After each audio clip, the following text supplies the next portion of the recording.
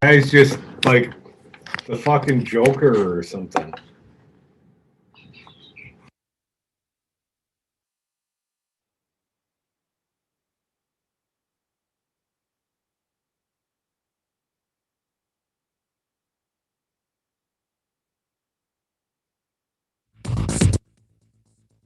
For Devil Radio, 92.7 FM and WTTN 1580 AM. I'm Luke Mathers with your headlines for Tuesday, November 10th. Wisconsin hospitals caring for more than 2,000 COVID-19 patients as state ranks among worst in the U.S. for new cases. Wisconsin, for the first time on Monday, reported more than 2,000 people were hospitalized with the virus. The State Department of Health Services on Monday also reported 4,360 new cases and 17 deaths, bringing the death toll to 2,329. We need help. Dane County calls on state leaders to address pandemic. Dane County officials delivered their strongest call yet Monday for people to take responsibility to keep our healthcare systems from becoming overwhelmed and to protect families and neighbors from the virus. You're listening to Devil Radio, 92.7 FM and WTTN 1580 AM.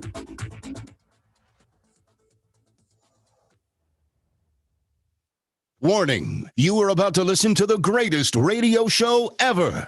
And due to contractual obligations and to shield our airwaves corporate licensees from any semblance of liability, responsibility, and gullibility, we must tell you the views represented on this show are not necessarily those of this station or its management. This radio show contains differing points of view on current political topics, and due to the nature of its contents, it should be heard by everyone. Thank you for listening. Now live from the heart of liberal Wisconsin, where the political party is just beginning, welcome to the Devil's Advocate Show. Best friends proving it's never personal, only politics. Please allow me to introduce myself.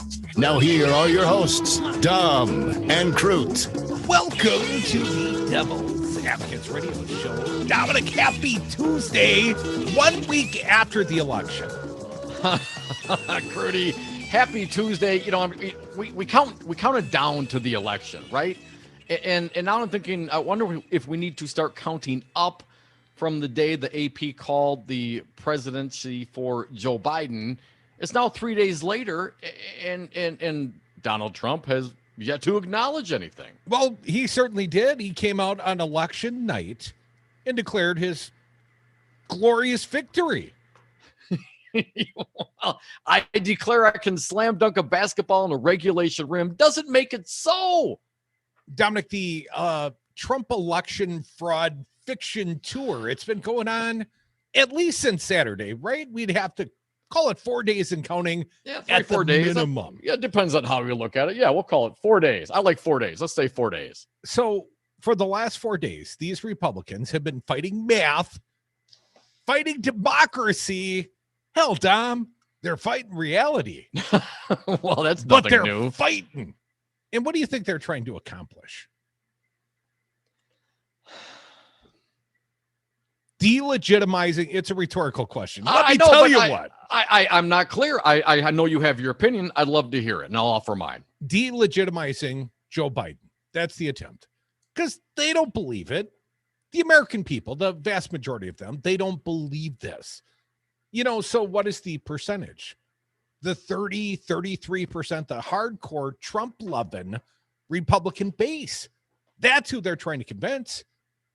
They're trying to convince them that Joe Biden is an illegitimate president. They're trying to gin up all the anger they can because it's got to burn in their bellies for 2 years, for 4 years, perhaps for the rest of their lives, Dom. And of course, the only way to get rid of that burning taste, well, send Republicans money and get out there and fight against Joe Biden. And pay off Donald Trump's campaign debts.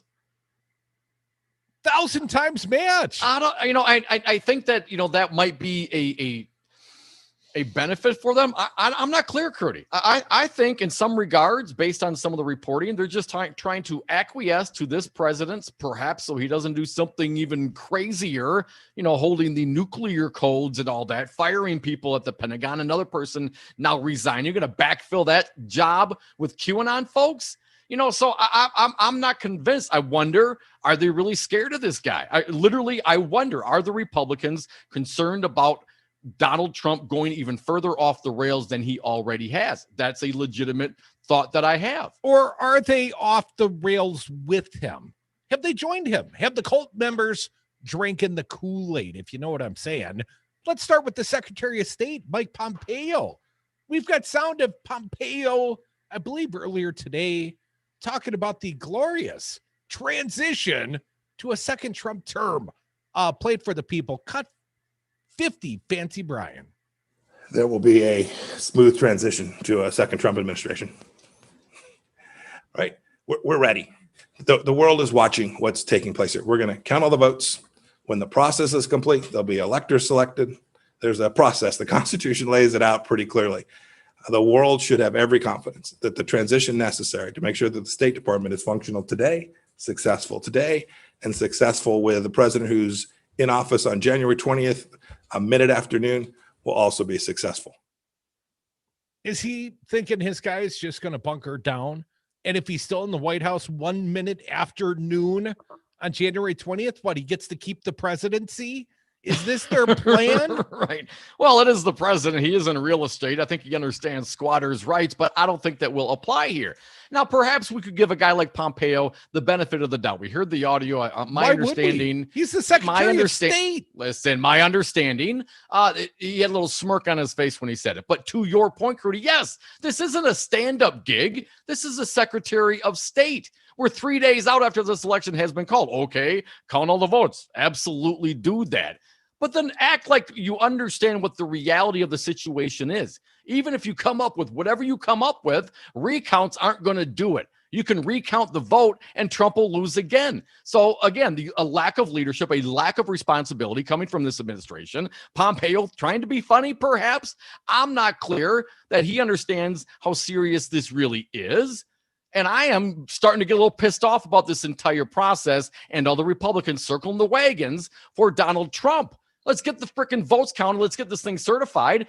That's going to take a little time. As it stands right now, it's been called, Trump administration. Get your act together and start acting like you give a damn about this country more than you do your own egos. Well, there will be no transition. The Trump team's not transitioning. They're not acknowledging the Biden team. And above and beyond that, Tom, it is being reported by the Washington Post that Trump has ordered the entire federal government to prepare the newest Trump budget. Yeah. Get to work, get my budget ready. Now, of course, the prior Congress ignored the prior Trump budgets. They're just a wish list. But who in the federal government in their right mind is going to go and exert all of the efforts to create a budget that's going to immediately get thrown in the trash can of history by the Biden transition team? Assuming they ever get the right to claim their rightful place in the White House. Dominic, it goes beyond this simple desire to keep Trump from blowing his top. I mean, maybe that's Mike Pompeo's job. And I know Rojo, your buddy, not mine, said something to the effect. I have it here. I retweeted it from thehill.com as Senator Johnson walks through, looks like the Senate building, out of a set of doors. He's asked, Senator, have you congratulated Vice President Biden yet? Senator Ron Johnson replies, no.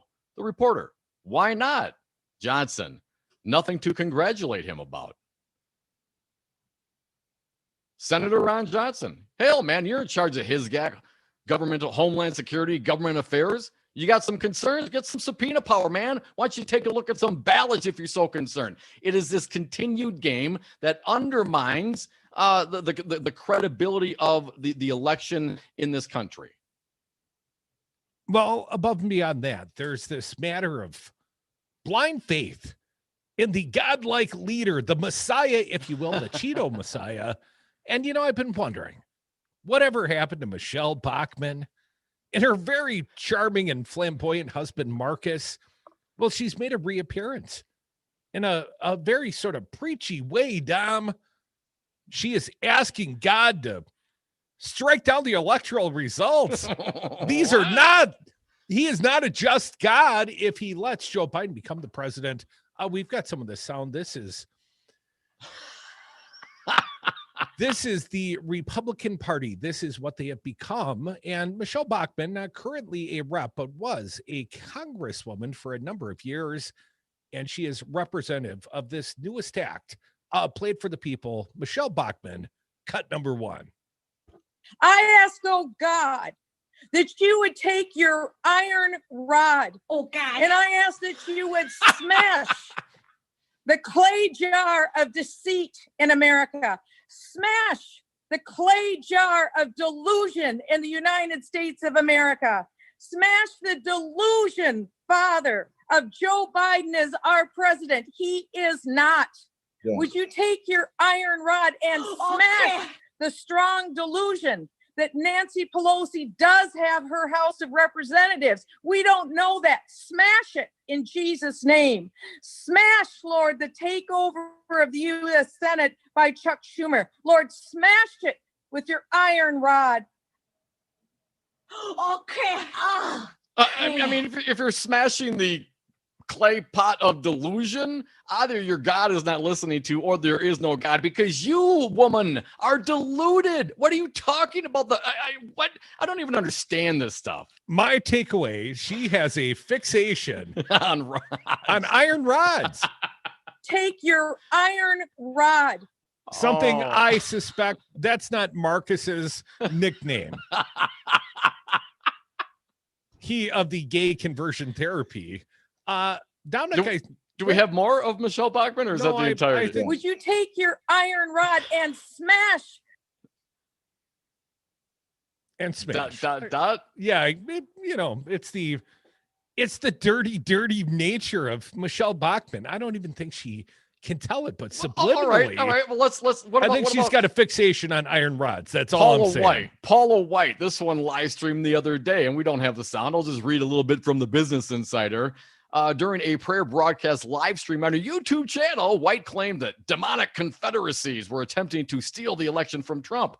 I hear victory, victory, victory, victory in the corners of heaven, White said as she closed her eyes and gestured passionately. At one point, White proclaimed that angels are being dispatched right now and appeared to speak in tongues. Angels are being dispatched from Africa right now. They're coming here. The angels, apparently, according to Paula White. And let's not forget the millionaire televangelist Kenneth Copeland, with the fake laugh for like 30 minutes. I mean, what? And you give these people money and they're going to bring you to salvation? Are you freaking kidding me? There's no wonder that Donald Trump took this party over. The Joker is the head of my church. That maniacal laugh. They're not really balanced, these Republicans. They've abandoned reality somewhere along the way. And I can't tell if this is more humorous or really, really troubling.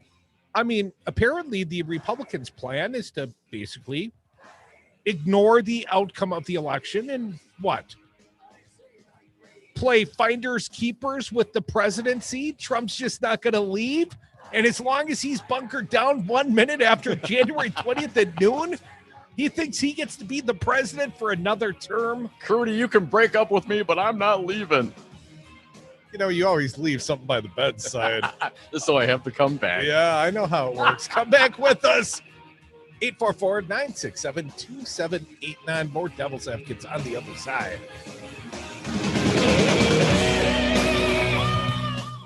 I am the chosen one. Take your iron rod. She would not be my first choice, that I can tell you. Would you take your iron rod? Lady, you're scaring us.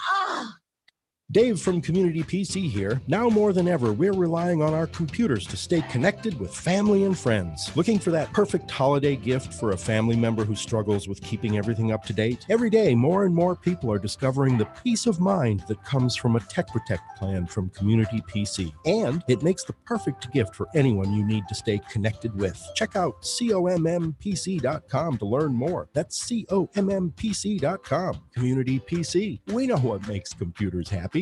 Hey, Dom, is your carpeting starting to have a little bit of a funk to it? That's a bit of a personal question, Crudy. No, I know this is really busy time for one of our sponsors, Zero Res of Madison. People want a cleaner, healthier home. You mean spending the entire quarantine locked in with bacteria and allergens isn't healthy? Who knew? You want to get it professionally cleaned well before it gets funky. Even if you vacuum frequently, I vacuum a lot. you still need to get it professionally cleaned. Schedule your carpet cleaning online at zeroresmadison.com. Tell them the Devil's Advocate sent you. So, Darcy, it's too bad we can only meet during 30-second commercials because I have some follow-up questions for you. Sure, Dom. I'll give you 20 seconds. Well, you say don't call the sign to see the property with that agent, or you're not free to write an offer for me, but why? And why is it your services would be free? Those are excellent questions, Dom, just not for a radio ad. Just go to our website At solidarityrealty.com. and click on the orange button on the homepage that says, why not just call the sign? Solidarity Realty, they're real, they're solid, and they're honest. And you won't be limited to 30 seconds. Find them at solidarityrealty.com. Senator Ron Johnson talking about staying out of bars. How does that pair with your thought that schools should reopen in the fall? You got a room full of school students or a room full of bar patrons. What's the difference? Because schools, students, it's rare, very rare to have them have a very serious medical effect from COVID. Listen to the Devil's Advocates live weekdays from 2 to 5 p.m. You shouldn't have older school teachers or school teachers with some of the comorbidities. Like, wow, Scoob, it's Devil Radio. Rebel Radio?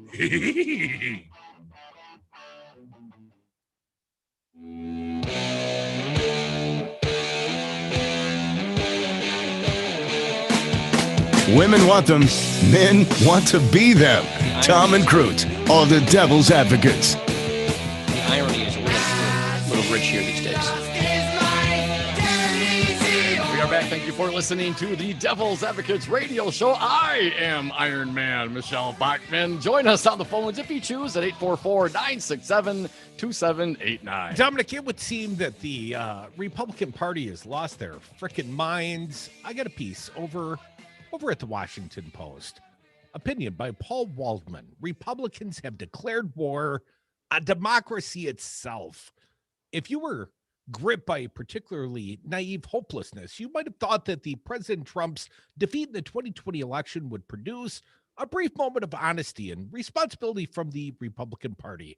We lost and it hurts, they might have said, but let's handle it like adults and show that we're committed to democracy. But no, as the Trump presidency comes to a close, members of the party that has shown itself so incapable and unworthy of governing have one last card to play. They will do everything in their power to poison the American political system for years to come. They're doing so by spreading false claims about voter fraud to convince their own base that the election is right now being stolen from Trump, its rightful winner. This is critical to understand. Republicans know that the majority of Americans are not persuaded by the lies and conspiracy theories they're tossing around, nor are the courts that one after another are rejecting their preposterous lawsuits. The target is Republican voters, and the goal is to light a fire of rage they hope will burn for as long as Joe Biden is president. And with just a few exceptions, the entire Republican Party and conservative media world are enthusiastically participating in the scam. I'm going to need a little help from you. Some bullet points, some participants in the fiction, in the malfeasance, prominent Republicans in Congress, including Senate Majority Leader Mitch McConnell, Lindsey Graham from South Carolina, Senator Ted Cruz, have insinuated or stated outright that illegal votes are being counted across the country. If Republicans don't challenge and change the U.S. election system, there will never be another Republican president elected again, said Lindsey Graham. He got the vapors, Tom. Crudy, bullet point number 2, in a reversal of longstanding Justice Department policy, Attorney General William Barr told prosecutors that they could pursue allegations of vote tabulation irregularities while the counting is being completed, a move so blatantly partisan that the official in charge of the Justice Department's elections crime branch resigned in protest. Dominic, Republican National Committee Chair Ronna McDaniel has instructed state party leaders and activists to echo Trump's false claims of voter fraud. Crudy, it has now become standard practice for any Republican who lost their election, no matter how badly, to claim it was because of fraud. Well, Dominic, in Georgia, Senators Kelly Loeffler and David Perdue, both headed for a runoff election in January, they released a joint statement saying that the Republican Secretary of State has failed to deliver honest and transparent elections and demanded he resign. They provided precisely zero specifics or evidence for their claim. The fact that they didn't win outright was apparently proof enough of fraud. Crudy, Republican attorneys general from 10 states asked the Supreme Court to intervene in Pennsylvania to restrict the number of ballots being counted there. Now, why would other state attorney generals, Republicans, of course, ask that Pennsylvania stop their count? Why would they have any standing or bearing whatsoever on the count in Pennsylvania? I ask you, my little buddy. I'll keep reading. For hours every night, Fox News viewers are fed the line that the election is being stolen, a claim repeated on lesser outlets such as Breitbart and One American News, as Lou Dobbs declared. Many are trying to steal this election from President Trump. There's no doubt about it. Skipped one here, Crudy. Let me jump on this one. Pro-Trump conservative media has relentlessly promoted bogus stories of fraud. Rush Limbaugh flatly stated the new operating principle: there's simply no way Joe Biden was legitimately elected president. I'll keep going. Facebook is awash in right-wing misinformation and lies about voter fraud, which the platform's algorithm is pushing in front of untold numbers of people. And Crudy, a new poll shows 70% of Republicans now believe that the election was not free and fair. 70% of Republicans. I'll continue on. There is a benign and utterly mistaken way to think about what Republicans are doing right now on Trump's behalf. Here's a quote from one Republican official to the Post. What is the downside of humoring him for a little bit of time? No one seriously thinks the results will change. They call me, I'm sorry. And then Chris Coons, a Democrat from Delaware, told CNN that GOP senators are privately saying, they call him and say, congratulations, please convey my well wishes to the president-elect, but I can't say that publicly yet. And then Waldman continues, but this is not merely a temporary bit of play acting to soothe the tender feelings of the toddler in the Oval Office. It will be at the heart of Republican strategy for the next 4 years. Just as Republicans use the racist birther lie to tell themselves that Barack Obama was not a legitimate president, they will use the lie of a stolen election to say the same thing about Biden. Conspiracy theories, the belief that liberals cannot legitimately win or govern, and an utter lack of commitment to any democratic principle are not merely features of contemporary conservatism, they are becoming its very essence. It is not enough for the GOP's base to be disappointed in the results of the election and determined to do better next time. They must be enraged. For the conservative media, creating and feeding anger is a business model that goes back decades. For Republicans in Congress, one of the key functions the stolen election lie will serve is to rationalize their own misdeeds. A little bit further down the conclusion, this is not coming from the French or a few intemperate voices or just a corrupt president on his way out. It is the project of the entire Republican Party and the conservative movement, and it is nothing short of an attack on democracy itself. And we're the only defenses. We're standing there on the wall, Tom, defending democracy from these freaking Republicans. Come back with us. Your calls. Welcome 844-967-2789. My party is going bat crazy. You're all individuals. Yes, we're all individuals. I feel like I'm taking crazy pills. Why, the man's gone crazy. Supplying your political fix in the back roads, WTTN 1580 AM and Wisconsin's home for Devil Radio. Are you a small business owner or professional that would like to be featured in your own weekly Ask the Expert radio segment or show on Devil Radio? Let us help you in your business team with our broadcast professionals to create the right show or segment, setting you apart as the go-to professional and as an expert in your field. All shows and sponsored segments are podcasted. It will be professional broadcast quality. Packages from $395. Call Devil Radio today at 608 819-TALK. The Devil's Advocates. U.S. Senator Ron Johnson, our friend, live via phone. What about simply raising the age of weapons purchases to 21 years of age? We're sending 18, 19, 20, 21-year-olds over to Afghanistan, and they're dying. They ought to be able to vote. They ought to be able to have a beer, and they ought to be able to buy a gun to hunt with as well. Are you suggesting we lower the drinking age? No. Can't they do that now? What is the age nowadays? It's 21, sir. We drink when we toast. We toast when we drink. I'm Ed Donahue with an AP News Minute. President-elect Joe Biden was asked about President Trump's refusal to concede. I just think it's an embarrassment, quite frankly. President Trump is claiming voting fraud, that the election was stolen, and is going to court in several states. Joe Biden says there's no need for him to take legal action. You're seeing it play out, the actions he's taking. And so far, there is no evidence of any of the assertions made by the president or Secretary of State Pompeo. Senate Majority Leader Mitch McConnell says the president's legal moves are not hurting the transition. All of these steps will be taken at the appropriate time. On Twitter, President Trump again raised unsupported claims of massive ballot counting abuse and predicted he would ultimately win the race he has already lost. The tweets were quickly flagged by Twitter as claims about election fraud that are disputed. I'm Ed Donahue.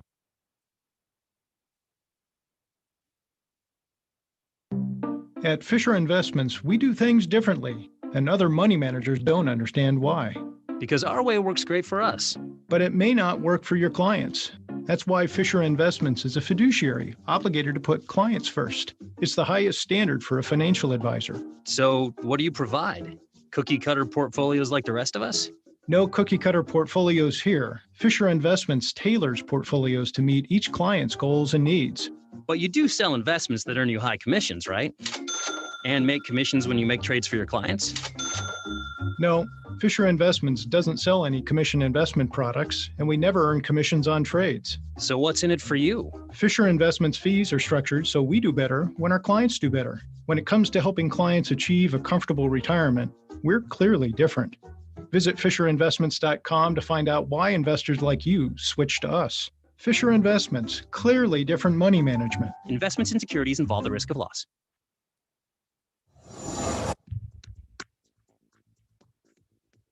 For Devil Radio, 92.7 FM and WTTN 1580 AM, I'm Luke Mathers with your headlines for Tuesday, November 10th.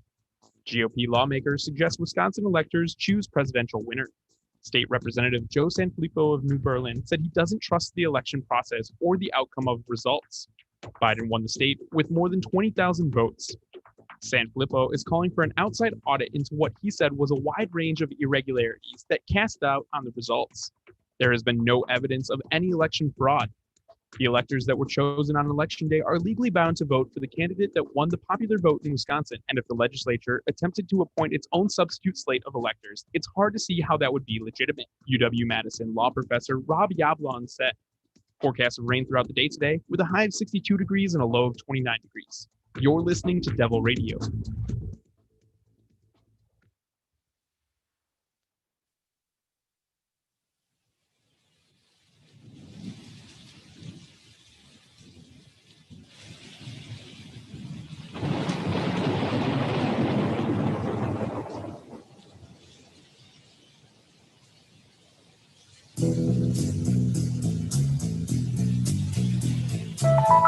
Wreaking havoc on America, just like they wreaked havoc on Wisconsin. Dom and Krutz are the Devil's Advocates. Welcome back to the Devil's Advocates Radio Show. A stormy Tuesday, at least here on the west side of Madison. The gutters, the rain gutters here, they're like filled with white water. It's like the tide's in, man. It's been so glorious, so beautiful. And I don't just mean the weather. I mean, since Joe Biden was named president-elect, my days have been a little sunnier, a little brighter, Dom. But the Republicans, they have no intention of facing reality, apparently. They're fighting democracy. They're fighting reality. They're fighting math. And they've got a spokesperson. She's election fraud Barbie, Kayleigh McEnany. And yesterday, my understanding, Dom, during the course of the White House press conference, all the major networks broke away during the course of election fraud Barbie out there pontificating. Even the Foxy News. Didn't she come over from Fox News? Neil Cavuto couldn't even take it. Let's play just a little taste.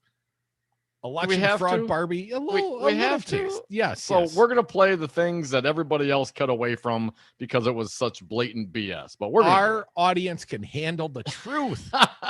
And we'll explain to them. It's not the truth. That's the problem. Well, we'll tell you. It's not the truth, but you can handle it.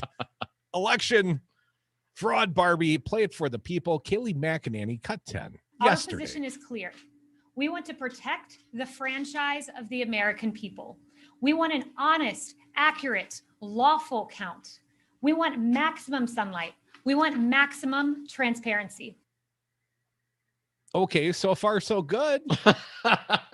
Let's keep going. More. It's all downhill from here, I expect. Well, let's keep counting down the list and counting all the votes. Question mark. Cut 11. We want every legal vote to be counted, and we want every illegal vote to be discarded. Unlike our opponents, we have nothing to hide. And we want to be able to choose which votes are the legitimate, the legal votes. And of course, anything that happened in any of the predominantly African-American cities, Philly and Detroit and Milwaukee and Atlanta, well, we got to throw those votes out. Yeah, those the illegal votes, McEnany? Nothing gets counted after Trump declared victory on Tuesday night. Right, stop the count. What about Philadelphia? Well, McEnany goes there, cut 12. Our poll watchers were put behind barricades in a massive room.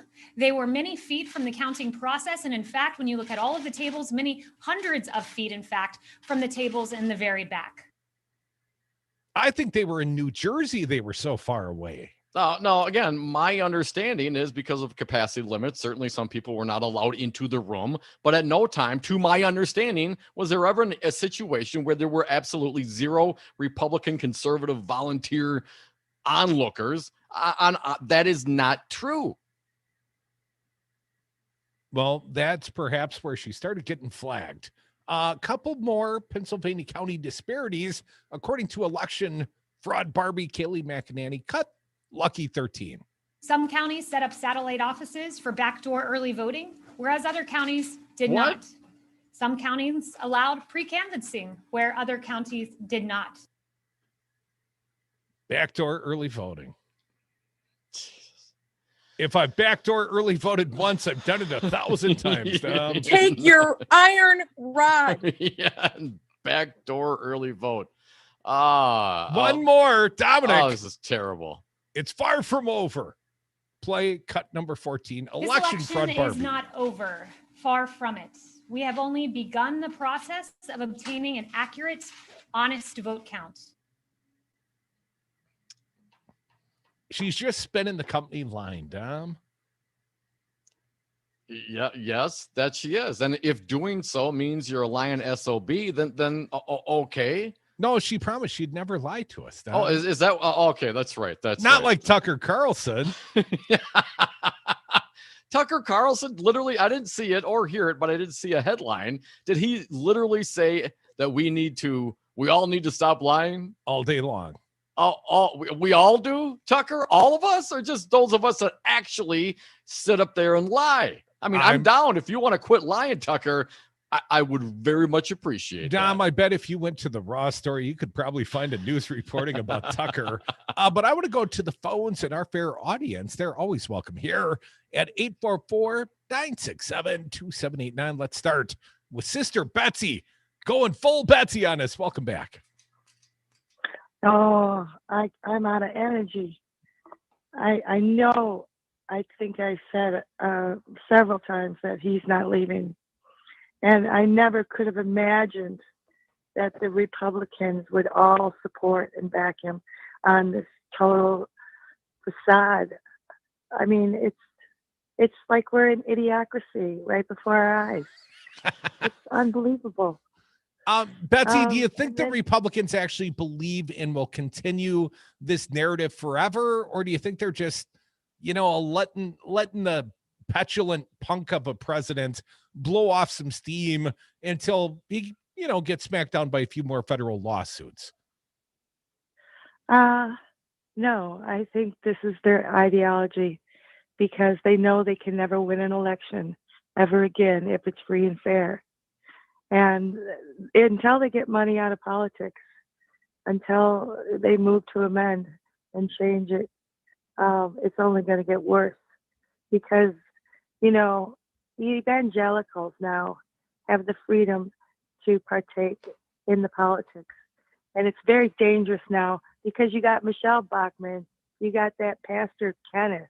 I mean, you got these rich, crazy people who have an agenda and believe and are brainwashed that, you know, the end times are here. Well, And Betsy, I'm not clear of the financial means of Michelle Bachmann, but in those two descriptors, I'd put the crazy out front. Oh, that's obvious. It's just, oh, anyway, you guys are like a saving grace.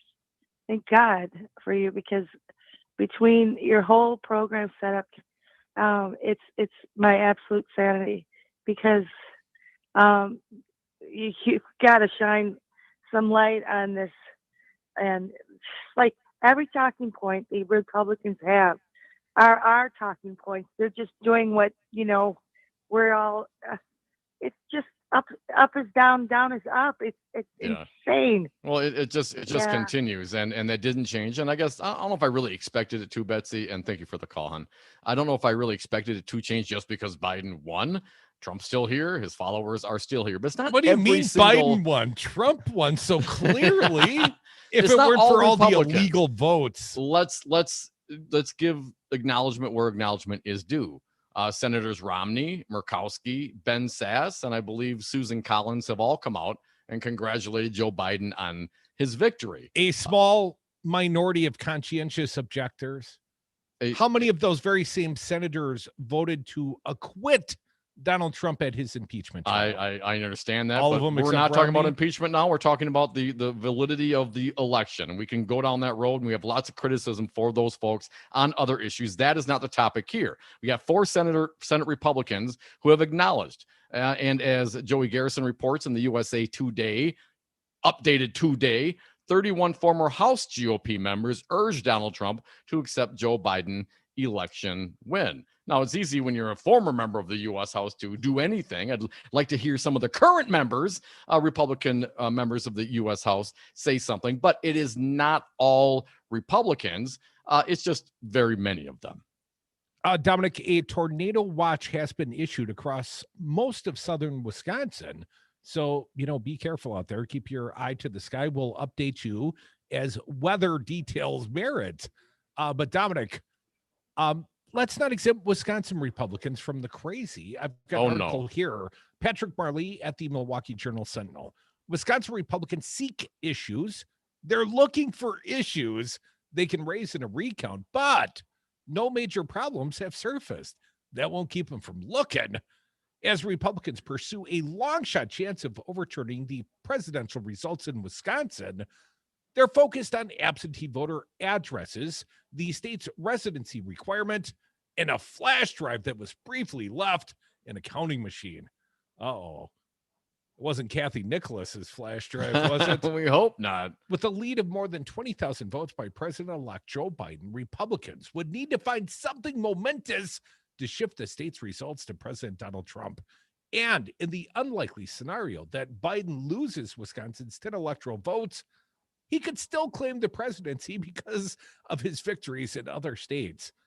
But Wisconsin Republicans are scrambling to find issues they can raise in a recount Trump has promised to pursue. A recount 4 years ago resulted in a net change of 131 votes, nowhere near the number Trump would need to change the results this time. Assembly Speaker Robin Vos, you know, he's always an upstanding guy, right, Dom? The Republican from Rochester on Friday directed a committee to review the election results, saying he wanted it to determine whether there were any irregularities. Now, that committee has subpoena power, so they'll go looking. And our recent guest, Rep. Joe San Fillipo, Republican from New Berlin, recently reelected, I would point out, on Monday, raised the prospect of having the state's electoral votes go to Trump instead of Biden depending on how the elections, on how the investigation goes. Doesn't matter how the election went. What about the investigation? Obviously not. Here's a quote from San Fillipo. If an investigation shows these actions affected the outcome of the election, we need to either declare this past election null and void and hold a new election, or require our electoral college delegates to correct the injustice with their votes. That's the real scheme, perhaps, Tom. But that's a big asterisk. If an investigation shows these actions affected the outcome of the election, well, no doubt, if you had any real evidence that the election was turned through some nefarious means to the benefit of Joe Biden, then prosecute. Throw somebody's ass in jail. But up until you got some evidence of something other than Trump, fantasy, night sweats, and Joe San Fillipo, man. I mean, if an investigation shows that Joe San Fillipo's murders little kids, I think he should be prosecuted. I mean, if that were to happen. If it's that he's been spreading Legionnaire's disease through people's masks, then we should probably prosecute him immediately beforehand, just in case that's the truth. If we do this investigation. Real quick. Yeah, go ahead. Well, I'm sorry. I was going to continue the article, but yeah, please continue. No, please continue. Okay. Just so you're reassured, changing how the presidential electors votes would be exceedingly difficult. State law directs the State Bipartisan Elections Commission to determine whether the Democrats or Republicans' slate of electors get to cast Wisconsin's electoral votes. Democratic Governor Tony Evers is responsible for signing off on that determination, and the law does not give the legislators a role in the process. Not even spoiler, counties are now canvassing the vote to determine their official results. The last of them is expected to finalize its votes on November 17th. Trump would have until the next day to seek a recount. And if the margin of about 0.6 percentage points holds, Trump would be granted a recount, but his campaign would have to pay in advance to cover the cost of it. I predict that will never happen, Dom. The statewide recount would cost millions of dollars, but Trump could try to limit the cost by conducting a recount only in certain places, such as Milwaukee County, where the black people live, Dom. And all the absentee votes came in against Donald Trump. It's almost like people don't like him in Milwaukee. I mean, how could that possibly be? He's Donald Trump. He's done more for the African-American community than anybody than Lincoln, and maybe even more than Lincoln. A lot of people are talking about it. Real quick, Trump on Monday tweeted that a Wisconsin recount will happen soon. He tagged former Chief of Staff Reince Priebus and former U.S. Rep Sean Duffy in the tweet, raising the prospect 2 lawyers from Wisconsin could assist with the recount. Oh, yeah. Put Sean Duffy on it. And Rudy. Come back with us. More Devil's Advocates, more of your phone calls as well. 844-967-2789. Stormy out there. Be careful on the roads. If we had confidence that the president clearly did not commit a crime, we would have said so. That was a hoax, right? No. When it comes to computers, Madison Computer Works has been the leader in computer help, service, and support for more than 35 years. Our friendly techs have the expertise to help you choose the right computer for your needs. We make it easy to get a new computer by moving your data, reinstalling programs, and setting up your printers and email for you. Our competitive pricing and awesome tech support make moving to a new computer painless and affordable. Whether servicing your old computer or buying a new one, we'll help you do it right. Madison Computer Works, computers that work for you. Stream the Devils and progressive news and talk 24/7 at the Devil's Advocates Radio Network, Wisconsin. That's DARNWI.com. That's DARNWI.com.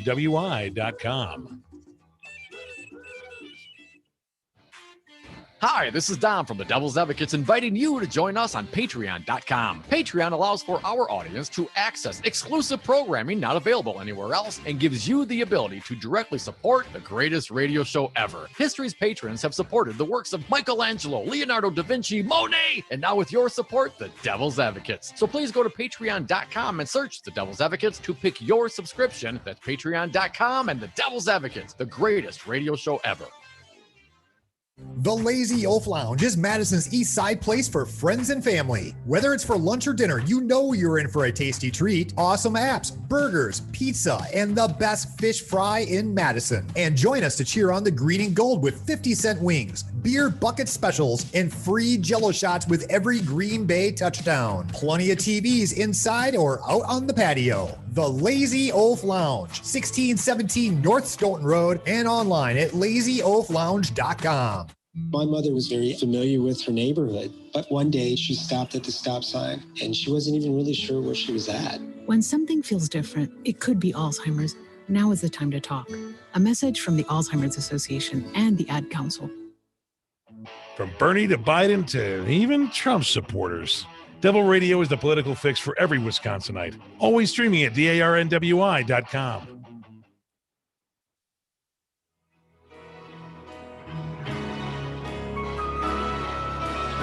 The Devil's Advocates, so relevant they have 1 foot in tomorrow.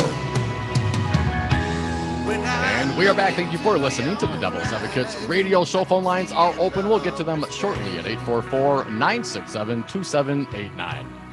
Dominic, there's more. The Republicans, why don't you clarify the point, if there is a point they're trying to make, about what could possibly be wrong with the Wisconsin ballots? Of course. I think we should, It's yes. specifically the absentee ballots, because that's where most of the Democrats utilized to vote. I think Patrick Marley at the Milwaukee Journal-Sentinel does a fine job breaking down some of these issues/talking points. Let's start with the addresses on the envelopes. According to Marley, Republicans have raised concerns about instances in which clerks filled in the addresses of witnesses on absentee ballot envelopes.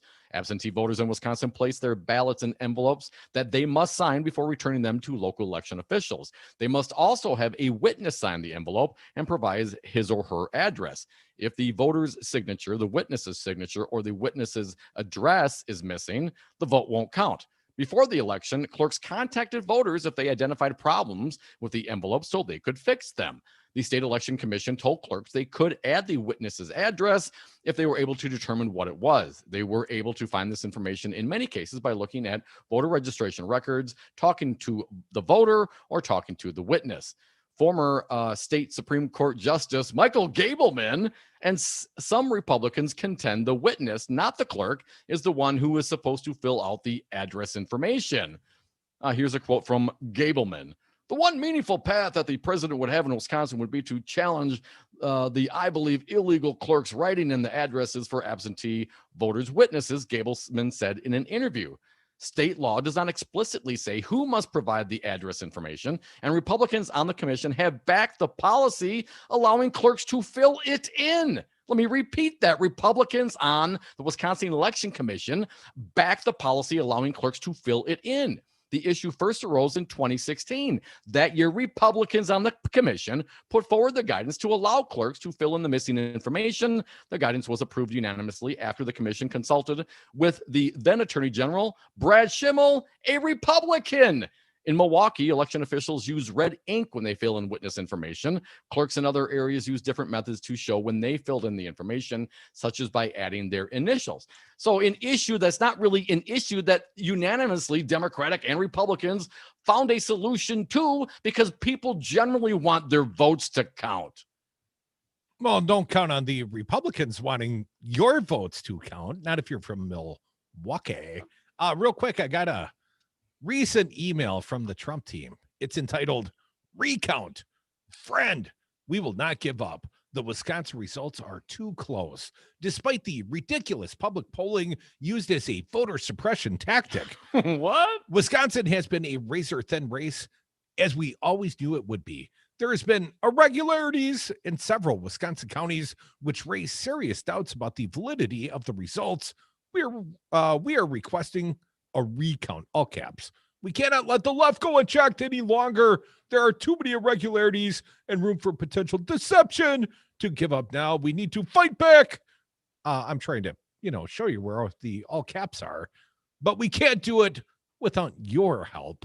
President Trump has just activated the Emergency Wisconsin Recount Fund, and it's going to take every patriot's help to get the resources we need to expose their lies and declare a Trump-Pence victory.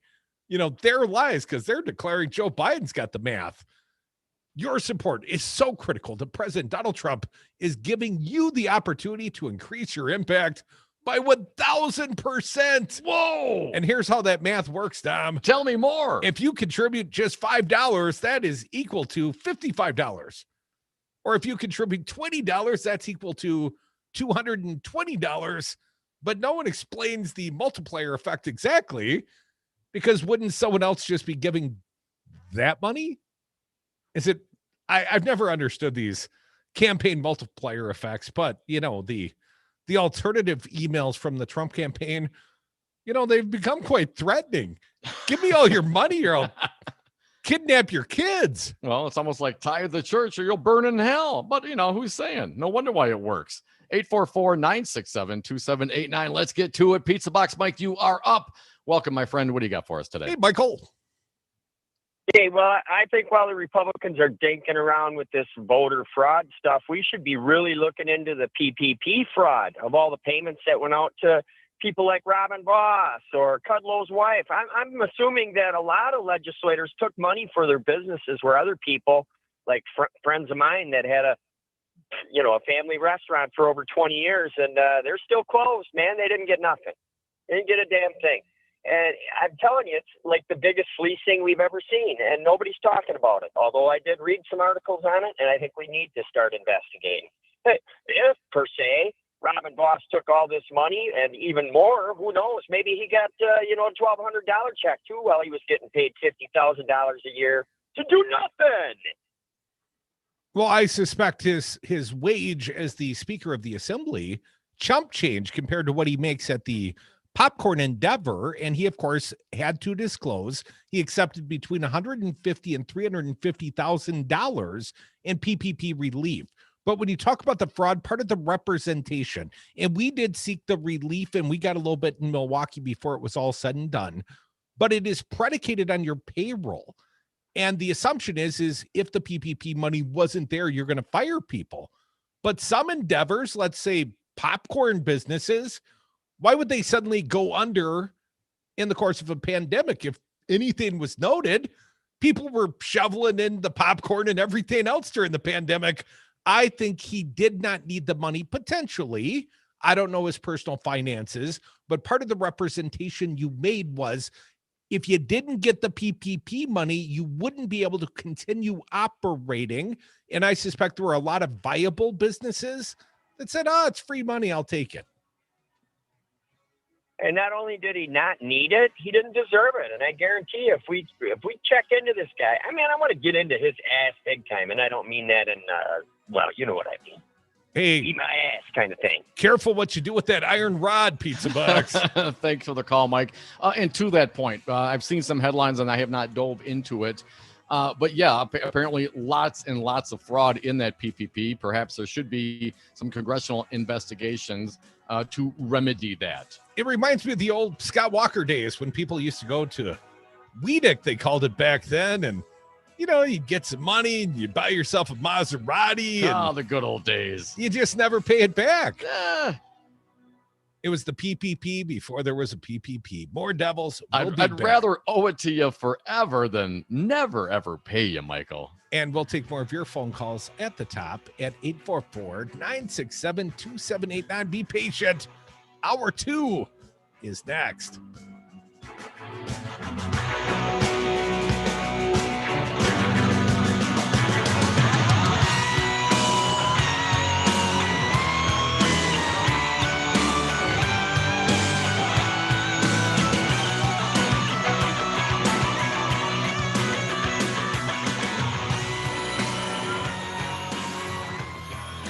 I think people will do what's right. They don't need a government mandate to do that. What would you say you do here? We have seen a small increase in deaths, which is a good thing.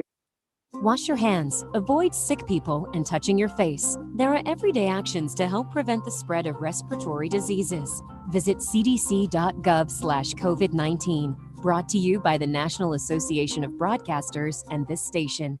Jimmy, it's the day after the election and the president wants to cancel Max Inc. Radio for Christmas music. He can't do that, rocker. We have the devil on our side. All new Max Inc. Radio, Saturdays 6 to midnight. New features like live music, local artists and interviews with plenty of throwbacks. Chat with Jimmy K and Rocker using the Max Inc. Radio chat room. Or call the studio live and make a request. It's all new Max Inc. on Devil Radio 92.7 FM. You can't kill local music, rocker. Call him back and tell him he's fired. Stream the Devils and progressive news and talk 24/7 at the Devil's Advocates Radio Network, Wisconsin. That's DARNWI.com. That's DARNWI.com.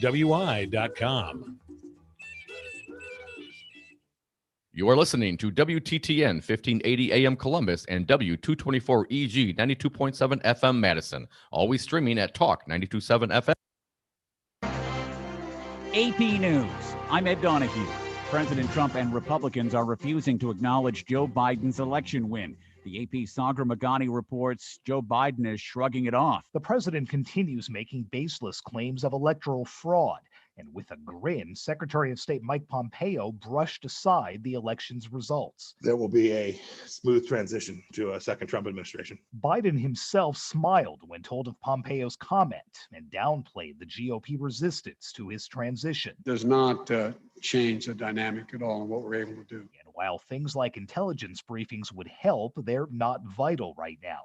Still, Biden got in a shot when asked about the president's refusal to concede. I just think it's an embarrassment. Sagar Magani, Washington. It doesn't appear the Supreme Court is going to go along with the latest attempt to get rid of the Obama Affordable Care Act. Chief Justice John Roberts pointed out today a change in fees made by Congress 3 years ago. Congress left the rest of the law intact when it lowered the penalty to zero. That seems to be compelling evidence on the question. Coronavirus cases are on the rise in 49 states. One of those states is Governor Kim Reynolds' state of Iowa. The overall increased patient volume is stressing our healthcare system, and it is putting capacity at risk. State officials report a record in hospitalizations as the coronavirus surges in Oklahoma. The latest coronavirus surge appears to be much larger than the two previous ones, and it is all but certain to get worse, a lot worse.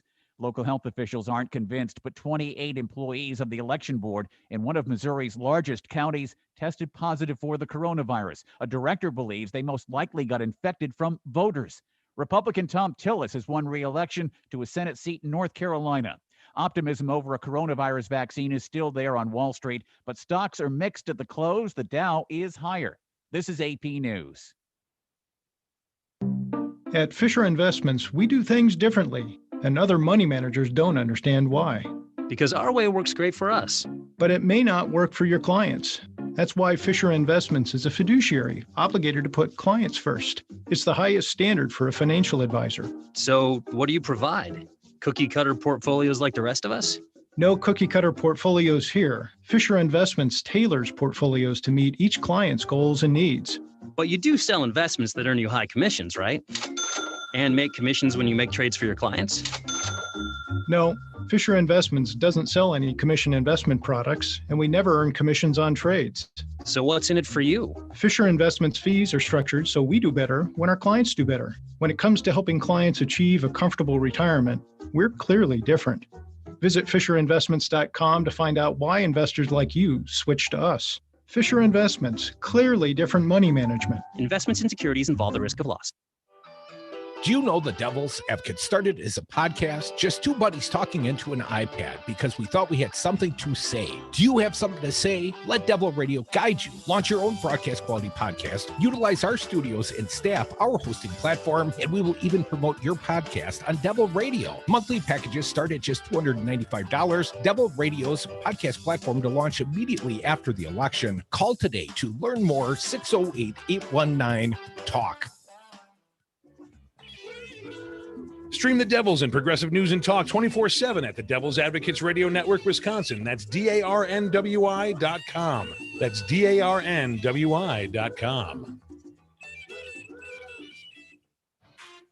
Hi, this is Dom from the Devil's Advocates inviting you to join us on Patreon.com. Patreon allows for our audience to access exclusive programming not available anywhere else and gives you the ability to directly support the greatest radio show ever. History's patrons have supported the works of Michelangelo, Leonardo da Vinci, Monet, and now with your support, the Devil's Advocates. So please go to Patreon.com and search the Devil's Advocates to pick your subscription. That's Patreon.com and the Devil's Advocates, the greatest radio show ever.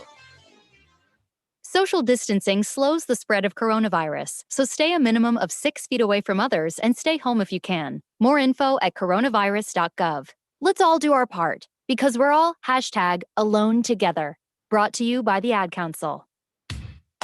The Devil's Advocates. There are lots of people that haven't made up their mind on this race, and you think, how could that be? No, there are. There are a lot of people that could still make a decision all the way on election day down. Undecided voters are the biggest idiots on the planet. Try giving short, simple answers. Like you'll go person, woman, man, camera, TV. Yosemites, Yosemite. Because freedom.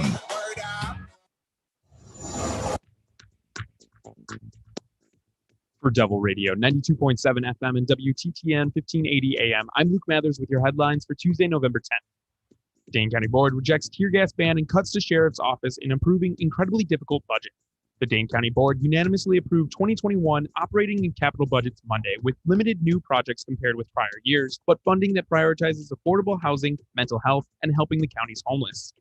Madison Plan Commission approves big redevelopment on Capitol Square. After lengthy testimony, the Madison Plan Commission late Monday advanced a $125 million redevelopment. Kenosha man charged with giving Kyle Rittenhouse gun used in shootings at protests.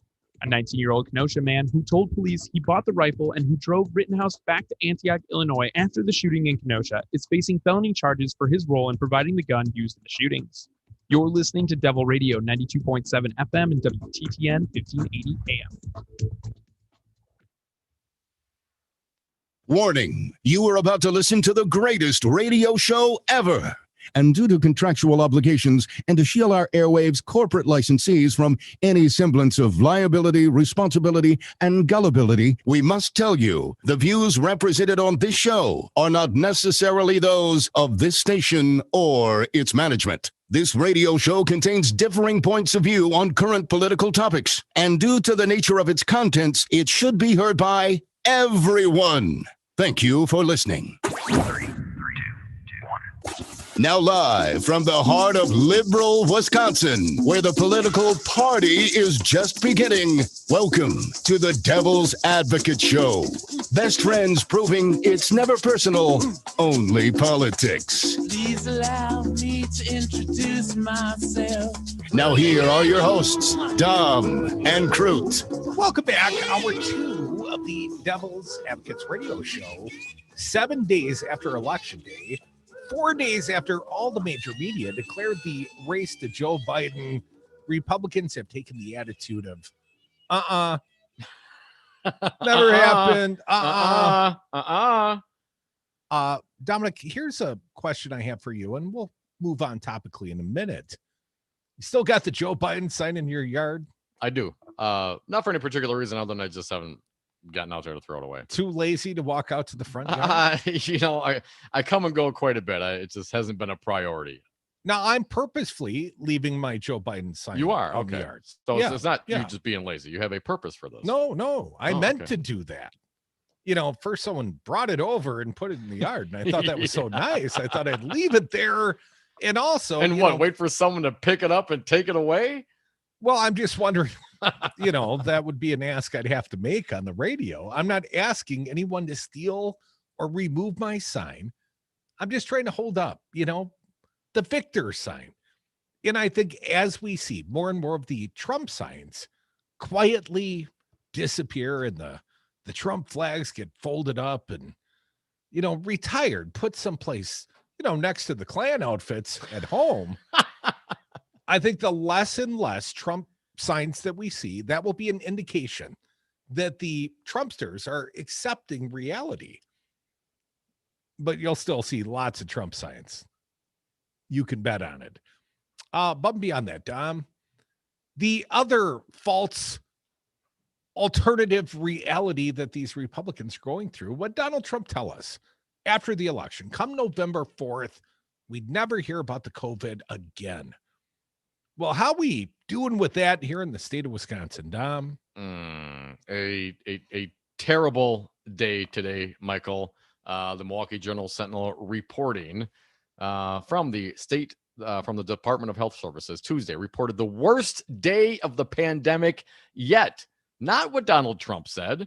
The worst day ever in the state of Wisconsin. 7,073 new cases and 66 deaths, bringing the death toll to 2,395. Will the Republicans release their plan now, Dom, or is their plan to still just crap on Tony Plan for Evers? a plan. No, there's a plan for a plan, I'm sure, right? Sooner or later, they're going to get around to it because, as Assembly Speaker Robin Vos said, what they're doing, which is nothing, what they're doing is not working. No, we've got almost 2,500 dead Wisconsinites. We've got record high COVID infection rates.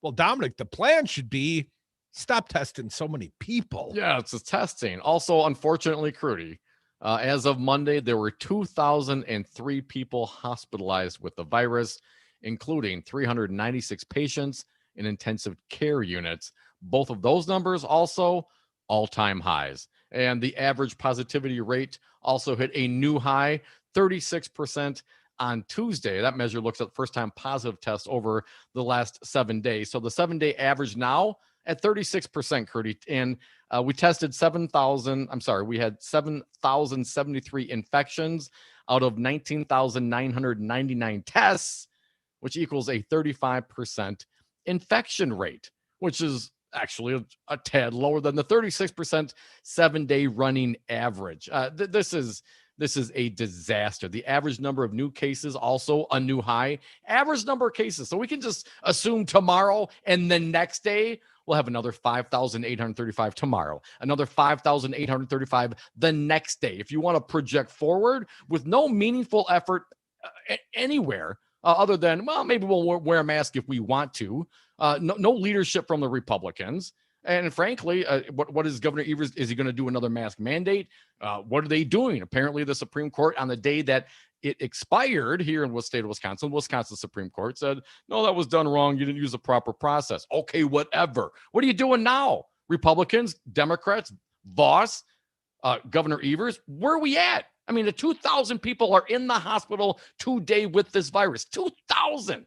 If it's 3,000, is that when you're really going to, put a fire under your ass to get something done? Maybe it's 4,000. If you're not going to tell us what the plan is and not going to tell us what the plan for the plan is, maybe give us a number of how many people need to be hospitalized before you take action, at least so we have a countdown. So when we get there, we can expect you to do something. Tony Evers giving a speech on YouTube at 6:05 tonight, Tom. So well, there's that. Maybe he's announcing something, another executive action. I would encourage that. Something's got to get done. 2,000, oh my God, 2,000 people in the hospital with this virus. What? Denying reality. Once again, this is a common strain going through the Republican Party and the conservatives. Dominic, real quick, let's all stop lying. Fox News, Tucker Carlson says it's time to stop lying about everything that matters. Let me read a little from the. Oh, so we can tell little lies about the things that don't matter. Great. The host of Tucker Carlson Tonight on Fox News said it's time to stop lying on Monday, hours after the network had cut away from a string of lies by White House press secretary. You remember her, election fraud Barbie, Kayleigh McEnany. How do we fix it and bring the country together? Carlson asked rhetorically, how do we make in America you want to live in? The only answer, the only solution is honesty. Let's all stop lying about everything that matters every day of our lives. I know. I don't lie all that much. I'm just saying, man. That's what we're doing now. Have you noticed? How many times did you lie today because you had to? Well, unless you're employed by Fox News and working for a guy like Tucker Carlson, I would imagine most people don't get paid to lie, Tucker Carlson. What a hypocrite. Seemed like a very strange position to take. And I would say Republicans, they do a significant amount of lying, whether it's about the electoral results or the COVID pandemic. I mean, I could see where Tucker might get confused about all the lying going on all around him, Dom. But ultimately, I don't think he means him. I love women, but they're extremely primitive. They're basic. They're not that hard to understand. I don't think Tucker thinks he lies. Maybe to his staff, maybe to his wife, maybe to the mistress, maybe to the kids. Himself. I feel sorry for unattractive women. I mean, there's nothing they did, you know? But I don't think Tucker really thinks he's lying to the American people when he talks about the illegitimacy of the Joe Biden presidency, et cetera, et cetera. Well, I mean, if you believe it, it is not a lie. I mean, this is a Seinfeld episode, man. That doesn't excuse it. You know, and if you have a different opinion, right? And I've seen this quite a bit with the Republicans. Well, you know, that's just their opinion. They have the right to their opinion. Well, I mean, sure, you do. You have a right to opinion, but if your opinion runs contrary to provable facts, that's a lie. I mean, you could call it an opinion, but at the end of the day, running opposite of known facts, provable facts, it would make that a lie. So if you call it your opinion, it can still be a lie. You see how that works, Tucker? And I'm down. Let's all do that. Let's everybody stop lying. And I propose we start with Tucker Carlson. And You've got to be honest about what it means to lead a country. It means killing people. I promise to our fair audience, I won't lie. I won't lie. If I don't know, I'll tell you. If I got an opinion, I'll let you know. If I don't know the facts, I'm down to be educated. I know I do not know it all. But I'm not going to sit up here and lie to people in order to what? Get them fired up in their belly for the next 4 years or the next 2 years so we can, you know, maybe retake the Senate if we don't get it this time and make sure that, you know, Democrats. No. Yeah, if you can't tell the truth and present your discussions, your argument, your point of view, your philosophy without lying to people, then maybe you should find another line of work. You can't handle the truth. Okay, I'll tell you the truth, Don. Please do. That shirt makes you look a little puffy. What are you talking about? My shirt? It's the background. You notice the background, folks, here, everyone watching on the YouTube or the Facebook. And Brian, thank you for sending me this. You're at the Four Seasons. I am the Four Seasons landscaping. What a great background. I see that is the same hose that Giuliani stood next to right there when he talked about the fraud going on in this election. So I feel very privileged. It's a very famous hose, and I'm very happy to be sitting in front of Four Seasons Landscaping. 844-967-2789. Going back to the phones, Bill from Oconomowoc. Welcome back, Bill. What do you got for us? Hey, Bill.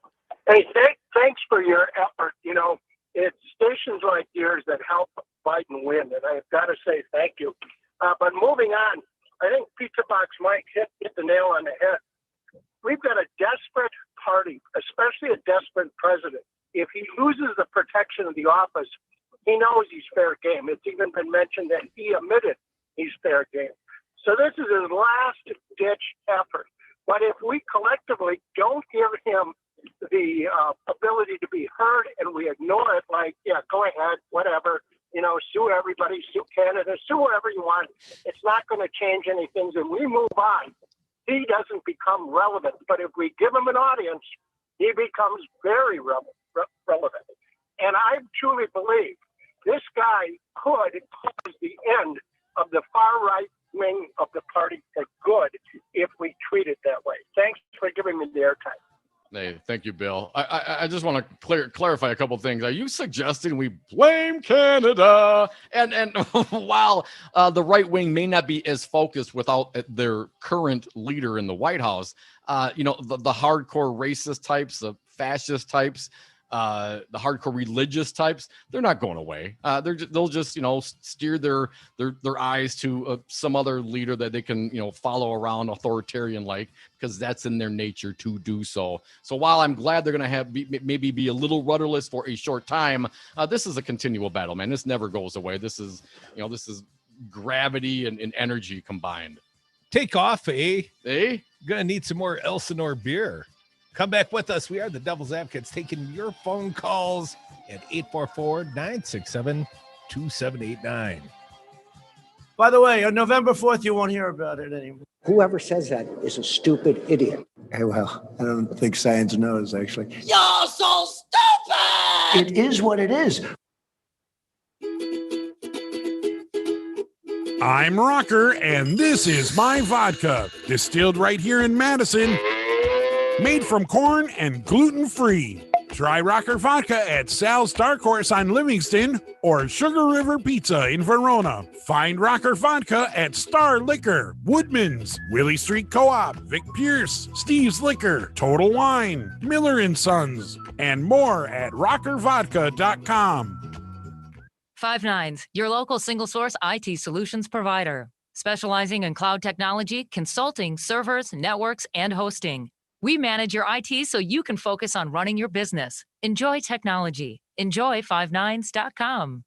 This is Dom from the Devil's Advocates. Cody and I have been doing this show for almost 10 years, and we've never had a more engaged, dialed in, and motivated audience, and we love them for it. Now is the time for you to reach the greatest audience ever. Call now and advertise with the Devil's Advocates and Devil Radio, 92.7 FM and WTTN 1580 AM. Get your message out and let the greatest radio audience know how to support your business. Call Luke at 608-819-TALK. That's 608-819-8255. Or go to darnwi.com. Hi, it's Olivia Munn with my shelter pets, Frankie and Chance, reminding you that when you adopt a shelter pet, you discover all the things that make them unique. Adopt pure love at theshelterpetproject.org. Brought to you by the Ad Council, the Humane Society of the United States, and Maddie's Fund. All right, well, what does your church tell you about when people say that they're the second coming of God? My reason tells me the man is certifiable. I want your opinion, Gary. I would say anybody who comes back and says that, I would say you'd be the Antichrist. I am the chosen one. So Trump is the Antichrist, then, Gary, by that logic? No, I'm not saying he is, but he said he's the chosen one. I am the chosen one. Gary, by your biblical logic, Donald Trump is the Antichrist. Listen to the Devil's Advocates live weekdays from 3 to 6 p.m. Devil Radio, your fix for progressive news talk from Verona to Sun Prairie. Always streaming at darnwi.com.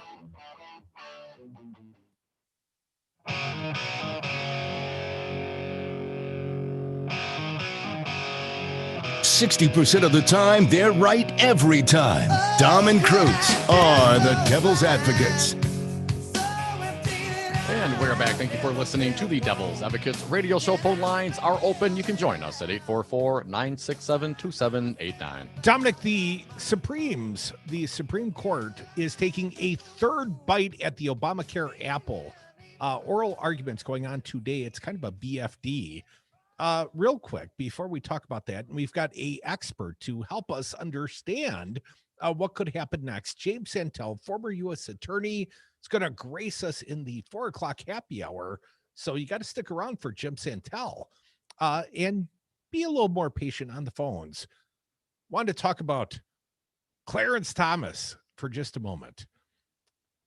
Justice Clarence Thomas, who once went for an entire decade without asking a single question. Oh, Dom, that seems like the greatest thing ever. Clarence Thomas, who once went an entire decade without asking a single question during the Supreme Court oral arguments, weighed in on Tuesday's landmark review of the Affordable Care Act by taking a pot shot at coronavirus mask mandates. Central to today's hearing is if the now defunct individual mandate being found unconstitutional in a lower court means the entire Obamacare law must be struck down. Despite coronavirus cases surging out of control, more than 10 million Americans have contracted the virus, and the U.S. is rapidly approaching 250,000 deaths. Justice Thomas decided to attack mask mandates, which are proven to save thousands of lives. Here's his quote.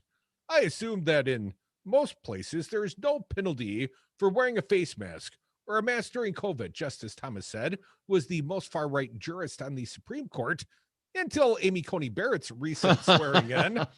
But there is some degree of opprobrium if one does not wear it in certain settings. What if someone violates that command? Let's say it's in similar terms to the mandate here, but no penalty. Would they be standing to challenge the mandate to wear a mask, he asked. Thomas then went on to say, even without a penalty, either to not buy insurance or to not wear a mask, you could have a chilling effect. Thomas's question is not by accident. It comes just one day after President-elect Joe Biden announced his coronavirus task force and that he would try to get a nationwide mask mandate by working with governors and mayors. Thomas's wife, Jeannie Thomas, is a far right-wing activist and lobbyist who's been spreading lies about Joe Biden. And that's where the article ends. So Clarence Thomas wanted to know, if there's no tax, if there's no mandate, well, what about a mask mandate if there's no, punitive effect if you don't wear one? Just jackassery for the sake of being a jackass. Well, right, and to throw it in there, and I look forward to getting James Santelle's opinion on that. Former U.S. attorney going to join us at the top of the happy hour. But from all indications, from at least the headlines of the reporting, looks like the Supreme Court might uphold the ACA as it stands. But we'll have to obviously wait and see. 844-967-2789. Let's get back to the callers. Andy from Beaver Dam, you're up next. Welcome. What do you got for us? Hey, Andy. Well, I've got a question for you. With all due respect to Charles Franklin, is polling, and I'm going back a couple of weeks, of course, it's all done and said, but is polling really serve a purpose? It's a question of accuracy. How do you, they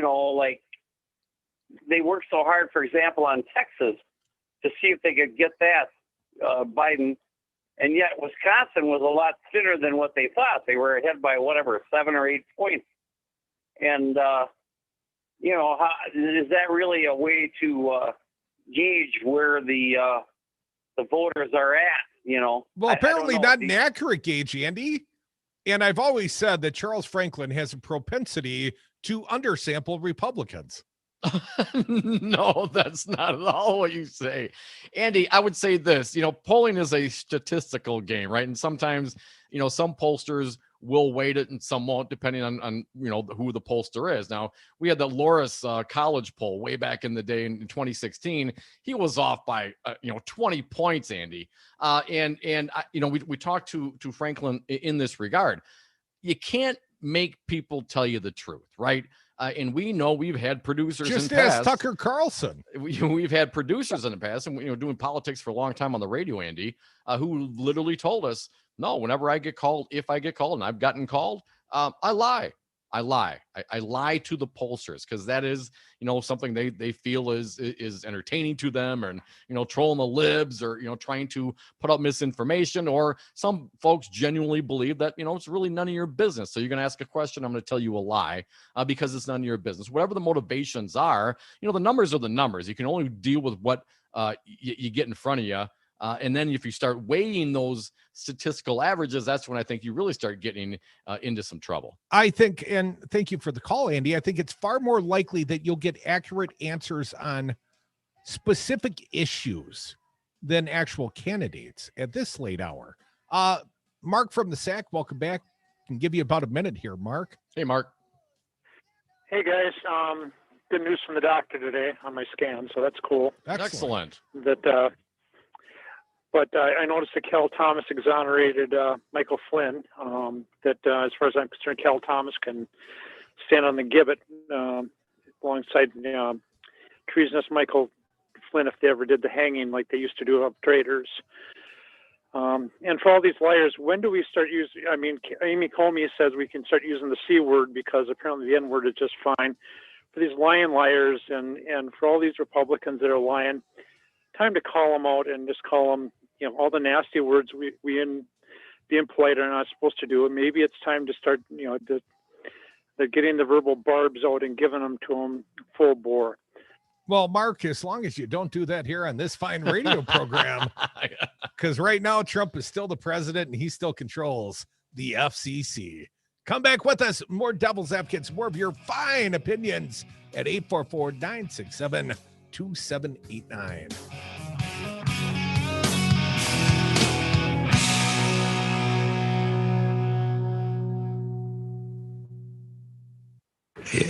Nowadays, these partisan feelings are so strong that people have lost any sense of justice. From the Capitol in Madison, this is Wiz Politics Midday. I'm Stephanie Hoff, your host, and this podcast is brought to you by Spectrum. The Department of Public Instruction wants more than $1.4 billion in new general purpose revenue for the 2021 to 2023 budget.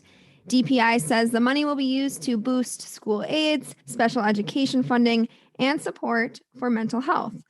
WizPolitics.com reporter Royce Podeswa is on the line with me today. Royce, $1.4 billion sounds like a huge amount of money, to me anyway. But for a state agency, how significant is that sum? It's still pretty significant. Basically, the main part of it comes out of where Carolyn Stanford Taylor, the state superintendent, she said that she wants to bring public schools back to 2/3 state funding. So that's about 66% of public school costs coming out of the state. We are not quite there yet. The bulk of it comes out of equalization aid, about $844 million to be exact. That's about a 7.3% boost in the first year, in the 2021-22 school year, and then a 2.5% boost in the second year. And you touched on this a little bit already, Royce, but can you break down where this $1.4 billion is going to be spent? Yeah, so most of it will be in equalization aid going out to schools, but there also is $108 million that's going in per pupil aid, which is equally spread out to each school based off of its student population. Another $371 million in special education requests, $46.5 million for mental health and wellness, and there's a few others also. Those are the main ones, though. This is the second proposal to the Evers administration for more money in the budget. Is that right? Yeah, that's right. DPI originally sent its proposal in September, but it left out the school aids part of its request. So last night, DPI wound up resending the new request with the school aids, also with a couple of edits that Stanford Taylor did from the original. What was State Superintendent Stanford Taylor's reason for the updates? Well, the big thing is that she spoke on was the COVID pandemic, and how it's been affecting finances and the different cuts that the Evers administration has had to make to different agencies. She's vowed that she wants to keep investing in schools and education, and like everybody, the pandemic is a pretty looming factor.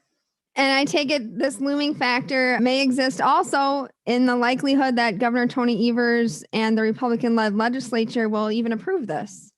Yeah, that's true. I mean, the fight for 2/3 funding has been a big issue on Dem sides, but, the pandemic has been crunching state budgets, not as much as people originally feared, but it's still an issue. And it's going to be a tough sell to get through the Republican-controlled legislature to be raising expenses when, revenues are on the downswing. Thanks, Royce, for coming on today. You can view the DPI's budget request at WizPolitics.com. Until tomorrow, I'm Stephanie Hoff. Thanks for tuning in. This has been Wiz Politics Midday.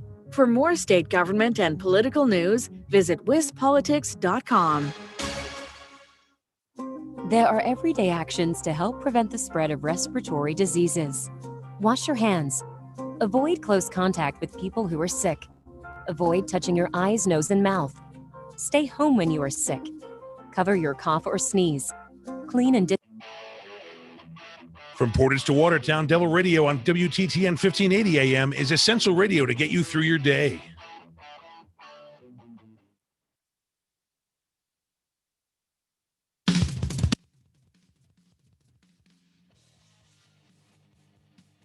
The Devil's Advocates, the fix for political junkies everywhere. Welcome back to the Devil's Advocates radio show. A stormy Tuesday afternoon. The weather, the glorious weather, well, that's out. Now we got storms coming in, rolling in. Tornado watch across much of southern Wisconsin. Be careful out there. Keep an eye on the skies and your ear on the radio. We'll keep you informed. Dominic, I'm going to keep you and the audience informed. A little more information about the exclusive statewide address made by Tony Evers, accepting things like State of the State. His only special event And tonight, we've got a little insight on what he's going to tell the people. Evers will call for action right now to win a fight against COVID-19. According to our friends at wispolitics.com, just heard their midday edition, Governor Tony Evers will tell Wisconsinites this evening the fight against COVID-19 is winnable, but only if we fight it together. Well, we're in trouble. That's never going to happen. All right, pack it up. Let's go home. While saying the state needs to take action right now, according to excerpts his office released this afternoon, the excerpts don't make clear if Evers will issue a new order to combat COVID-19 amid a continued rise in cases. His latest mask mandate expires November 21st. Meanwhile, a state appeals court has prevented enforcement of the limits Health Services Secretary Andrea Palm issued for indoor public gatherings. Now, Dom, I think you referenced the Wisconsin Supreme Court. I was confused at that time. That might be the ruling you were referencing. Yes. Today, neighboring Democratic Governor Tim Walz of Minnesota issued a new executive order restricting the hours bars and restaurants can be open while placing limits on gatherings. In Evers' speech to the state this evening, he will express concern about what the rising caseload means for healthcare workers, families, and the economy if we don't get this virus under control. He will say each day the virus goes unchecked is a setback for the economy. Our bars, restaurants, small businesses, families, and farmers will continue to suffer if we don't take action right now. Our economy cannot bounce back until we contain this virus, he will say, according to the excerpts. Evers will also say the fight against the virus is winnable, but only if we fight it together.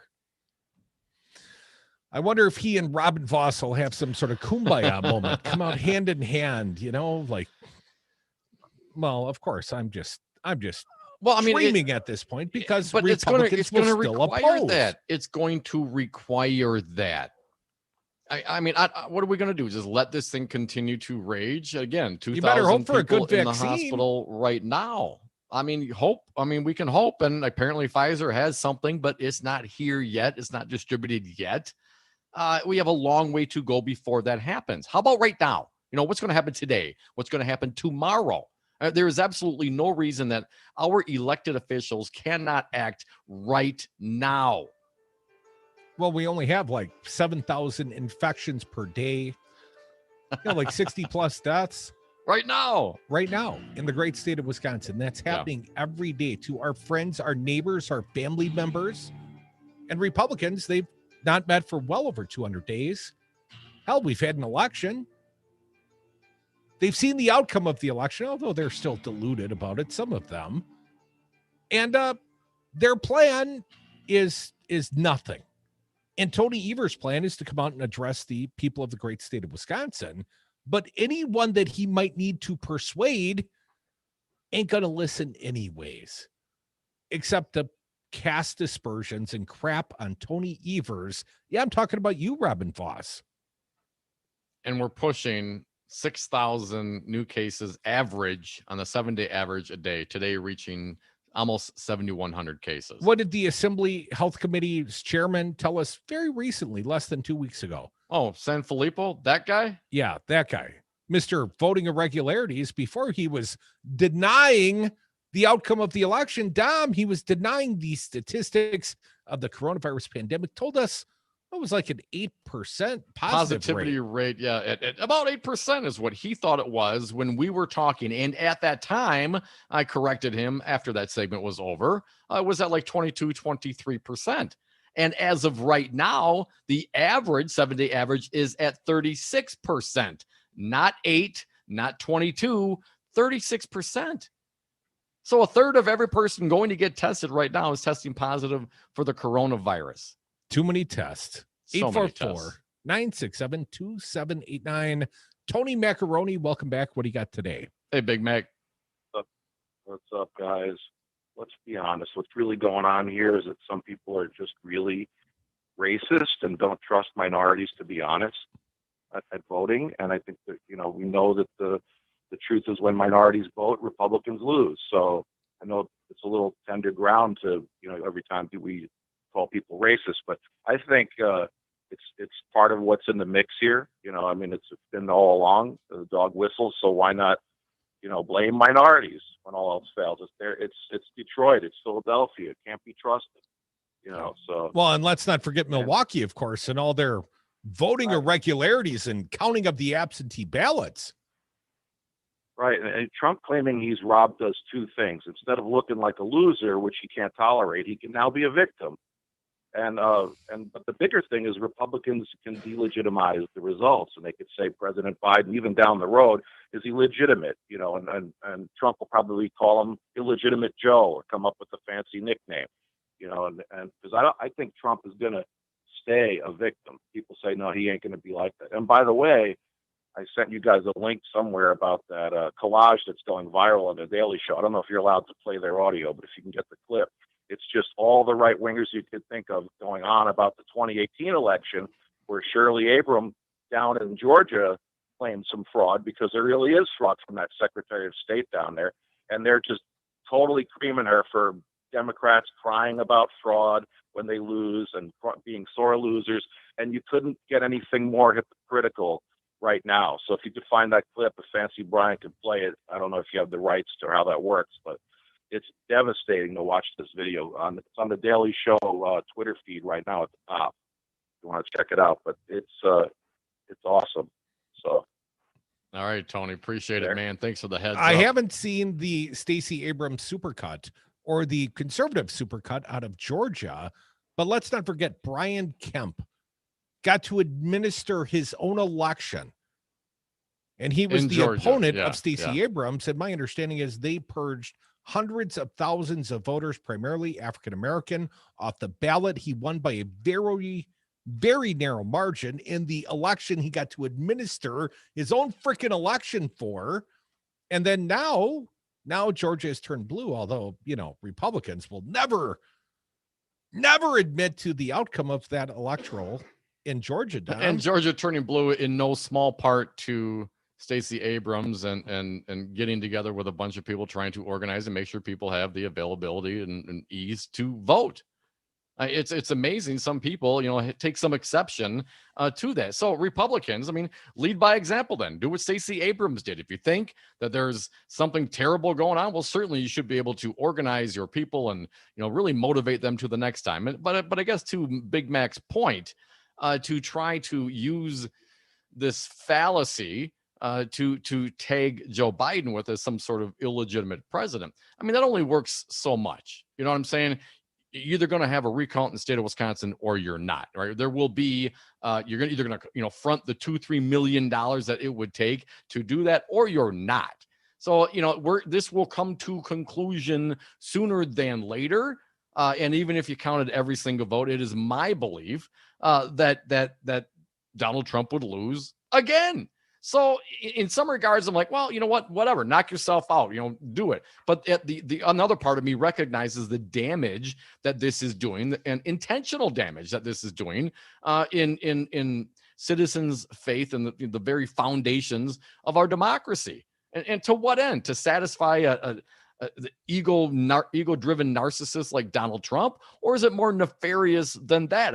How happy is our adversaries to see that this is happening in this country, right? How happy is Russia right now? How happy is North Korea right now? How happy is China right now? How happy are those that would love to see us, wish us ill will right now, to see us, dancing around like this, to see the continual, stirring up of emotions purposefully by our elected officials. Ron Johnson, I got nothing to congratulate him on. Really? Well, then what are you doing about it? Again, they have when Republicans have the ability to correct their perceived wrongs, and they do not do so and continue to pound on whatever those perceived wrongs may be. It's beyond hypocritical. But hypocrisy only matters to somebody who recognizes shame. And unfortunately, a lot of folks in this political business, certainly a lot on the Republican side as it stands right now here in the state of Wisconsin and seemingly across Congress, the Republicans, they have very little shame. So hypocrisy doesn't matter to them. And you can go back to Amy Covid Barrett and Lindsey Graham as a nice example. And there's all sorts of them from here back to eternity. Calling out hypocrisy and calling people names. I mean, it is what it is. They don't give a damn. The name calling won't matter to them because, of course, they're hypocritical bastards. So what do? Well, I think you do what Stacey Abrams did. You take that energy, you take that angst, you pack it up, and you fire it out, and you get something done with the time that you have left. And kudos to Georgia, and I hope that stands up. Just a reminder of what Big Mac was telling us about. I've got an article here. On a single day in late July of 2017, Brian Kemp, now the governor of Georgia, then the Secretary of State of Georgia, the guy that gets to administer his own election, his own race against Stacey Abrams. Well, Kemp's office had removed from the rolls 560,000 Georgians who had been flagged because they skipped one too many elections. Abrams would later call the purge the use it or lose it scheme. An APM reports investigation last year estimated 107,000 of the people purged under the policy would otherwise have been eligible to vote last year. So 100,000 over the 500,000 should never have been purged. That is my understanding, according to this article. And just for the record, we've got the best producer ever, Fancy Brian, working over here. People make requests in real time. Long distance dedication to Big Mac. And I think Fancy's already found the sound, and perhaps we can play it. Now, there are two of these. I think we only have time for one this segment. We can play the second one in the next segment as well. So, all right, let's hear it. Well, Brian. Tony might have to call us back and give us more instruction, but play at least one. Democrats are being sore losers. They refuse to acknowledge they lost the election. So what do? They cry malfeasance, wrongdoing, criminality, fraud. Democrats, more so than Republicans, seem to have a problem conceding defeat. Either the election system broke down or some mystery votes are hiding somewhere. You have a whole series of Democrats who just said bluntly, if our candidate doesn't win, they stole the election. The Dems just want to make America suffer. It's like losing the World Series and demanding an extra inning a day later. The Democrats are refusing to accept the declared results of the national media. So how do they do this? Lo and behold, they find missing ballots. The radical left is attacking the sanctity of our votes, refusing to accept the midterm election results. So what if these were Republicans refusing to concede? Democrats may see how they'll be able in the future to steal elections through lawsuits that they can't win with the voters. Ramping up election conspiracy theories, accusing Republicans of outright stealing the election.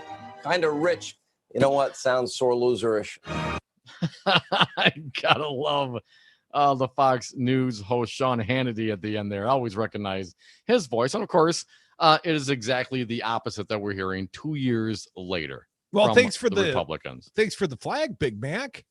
And thank you for the fine sound courtesy of The Daily Show. 844-967-2789.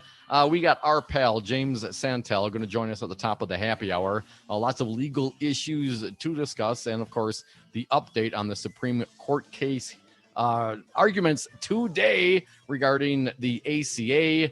But between now and then, we'll take more of your calls at 844-967-2789. Dial us right now. More Devil's Advocates will be right back.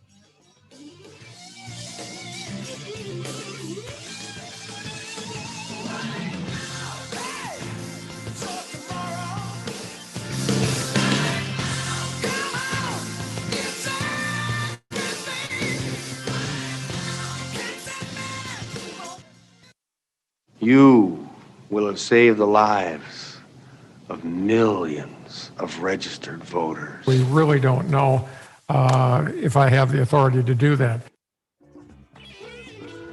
Stream the Devils and Progressive News and Talk 24/7 at the Devil's Advocates Radio Network, Wisconsin. That's DARNWI.com. That's DARNWI.com.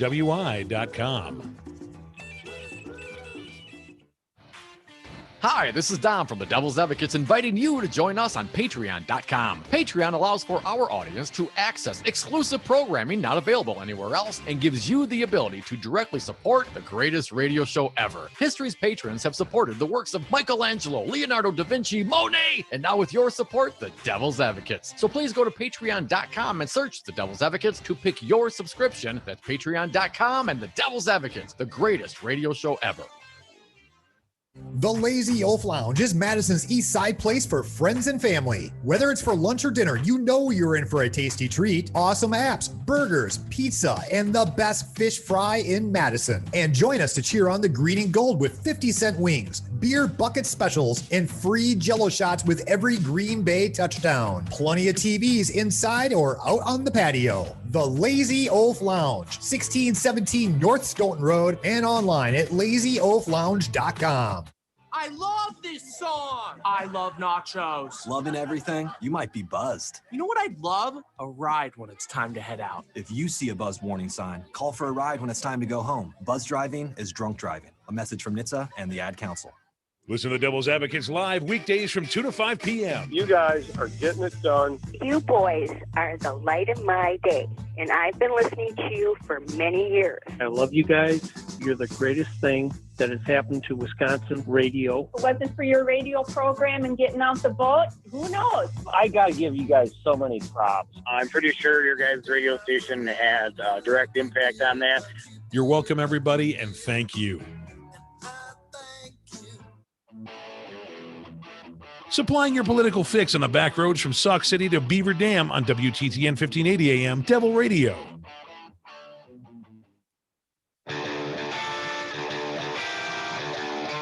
The Devil's Advocates, tackling the issues you're not allowed to talk about at the dinner table. And we are back. Thank you for listening to the Devil's Advocates radio show. Phone lines are open. Going to get to you momentarily at 844-967-2789.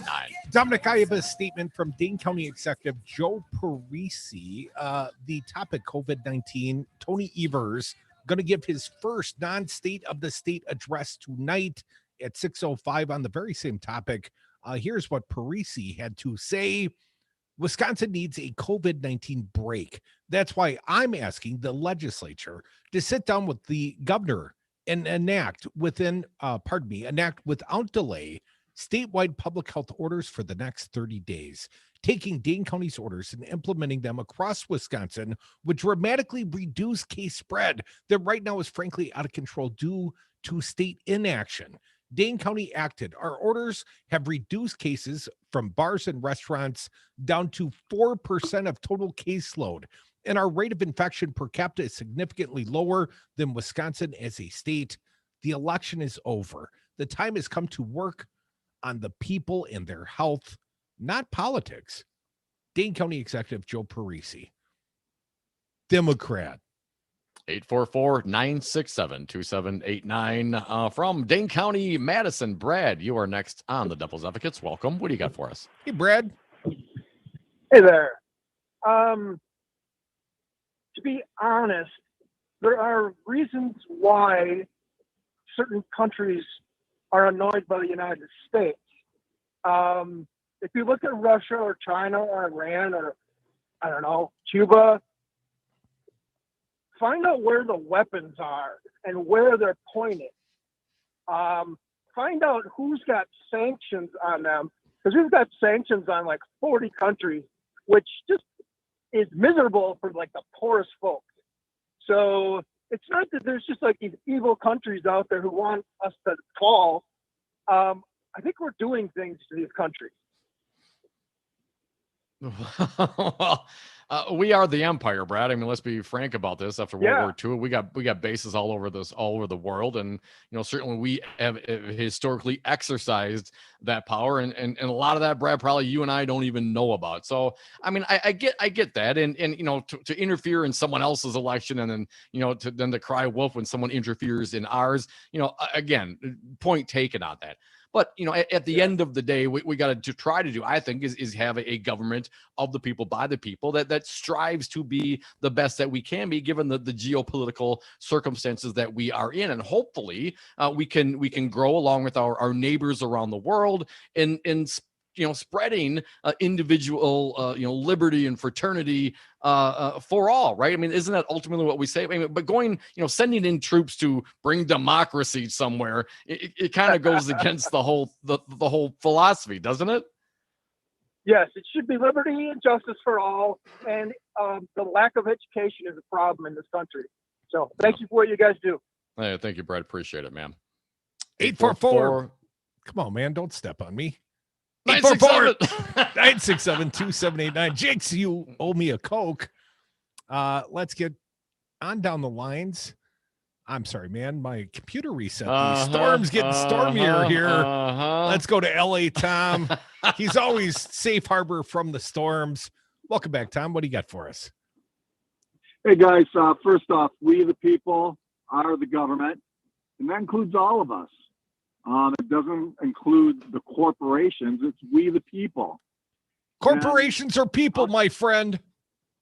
Yeah, thanks, Mitt Romney.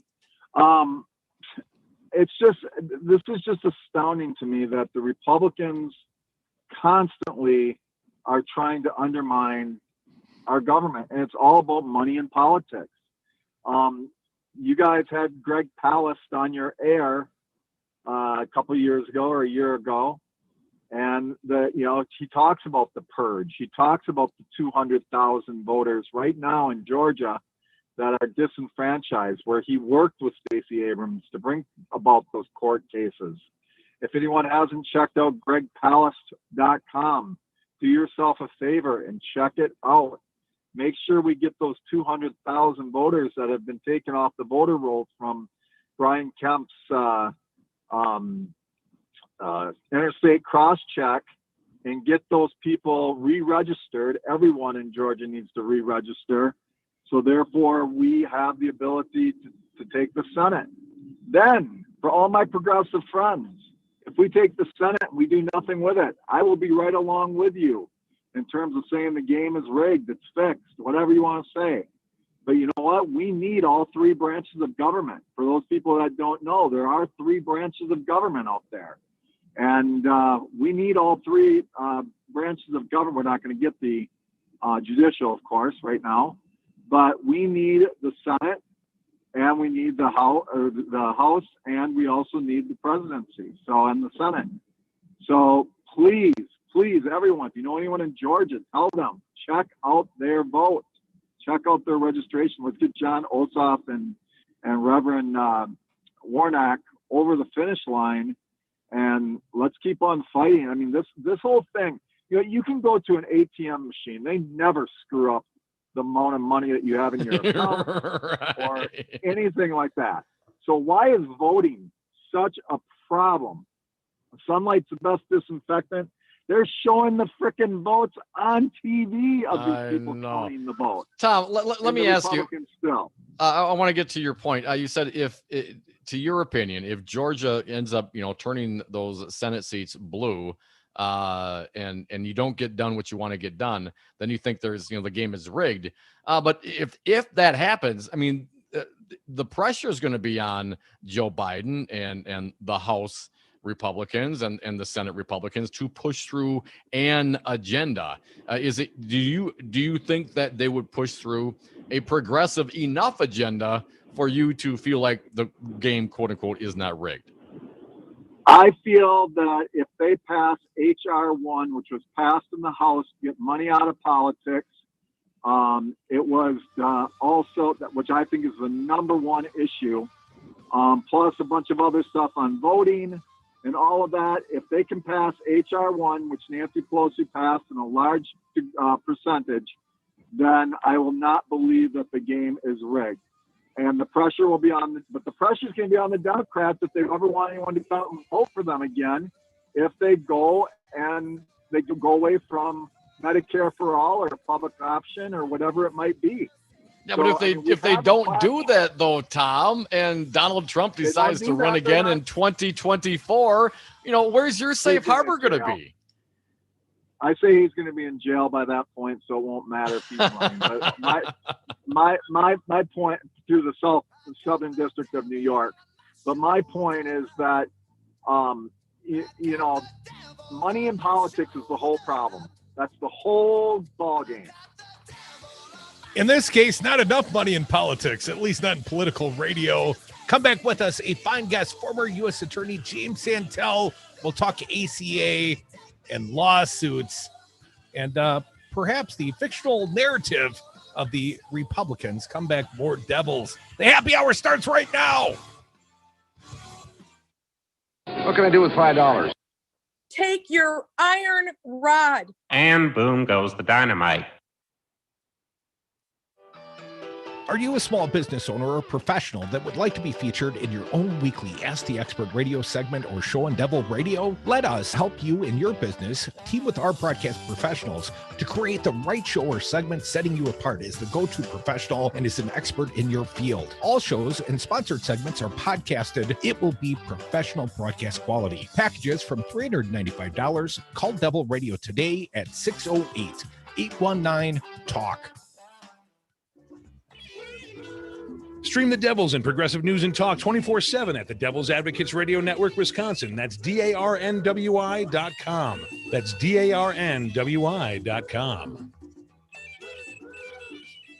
Join me, Stephanie Miller, and the entire Sexy Liberal Resistance every morning from 8 to 11 for the Stephanie Miller Show right here on 92.7 FM and WTTN 1580 AM. Listen live Monday through Friday on Devil Radio, Wisconsin's home for Progressive News Talk Radio. You are listening to WTTN 1580 AM Columbus and W224EG 92.7 FM Madison. Always streaming at Talk 92.7 FM.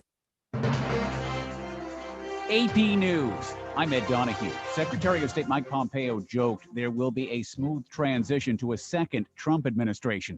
President Trump is refusing to concede. It is totally appropriate.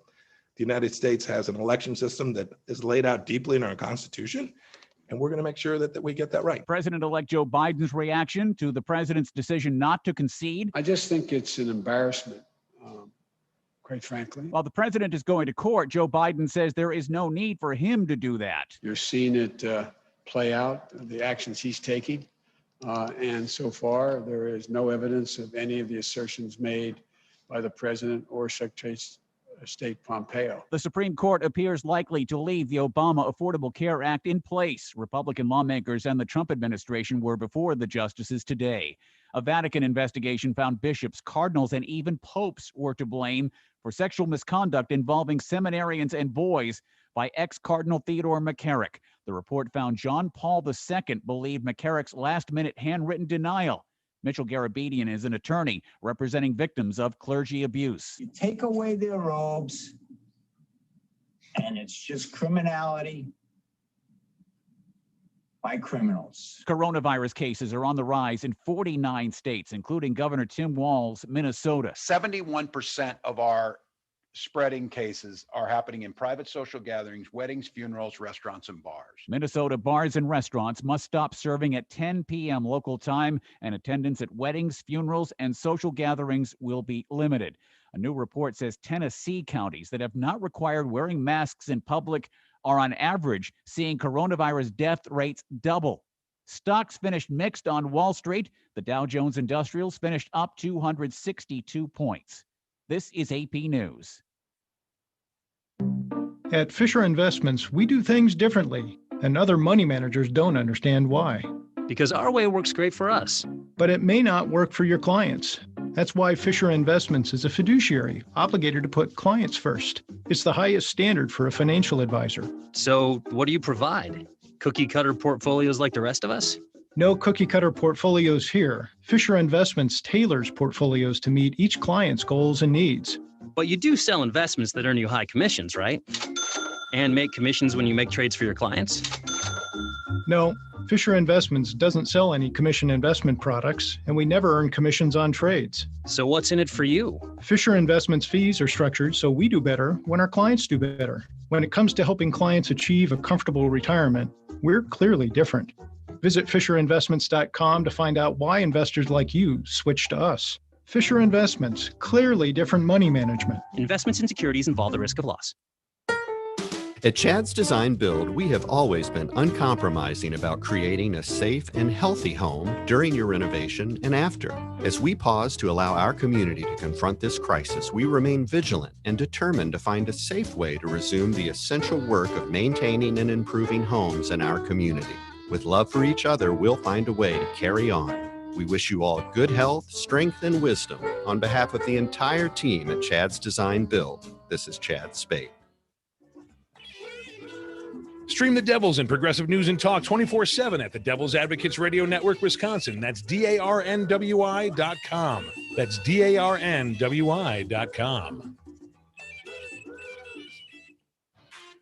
Hi, this is Dom from the Devil's Advocates inviting you to join us on Patreon.com. Patreon allows for our audience to access exclusive programming not available anywhere else and gives you the ability to directly support the greatest radio show ever. History's patrons have supported the works of Michelangelo, Leonardo da Vinci, Monet, and now with your support, the Devil's Advocates. So please go to Patreon.com and search the Devil's Advocates to pick your subscription. That's Patreon.com and the Devil's Advocates, the greatest radio show ever.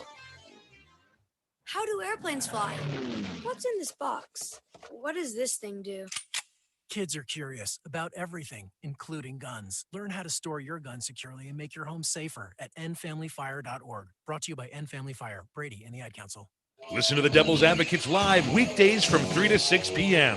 Scott Walker tweeting out from a La Quinta in a Rancho del Solio Ronald Reagan fashion shirt. You know, only as a available guy online. who's wearing a Bernie Sanders shirt, how can you Mine's rip on bootleg. a guy for wearing a Ronald Reagan shirt? Buddy, I got a Bernie bootleg on. This is cool on so many levels. You don't even know how cool I am. I do not. If it could just be a little tighter.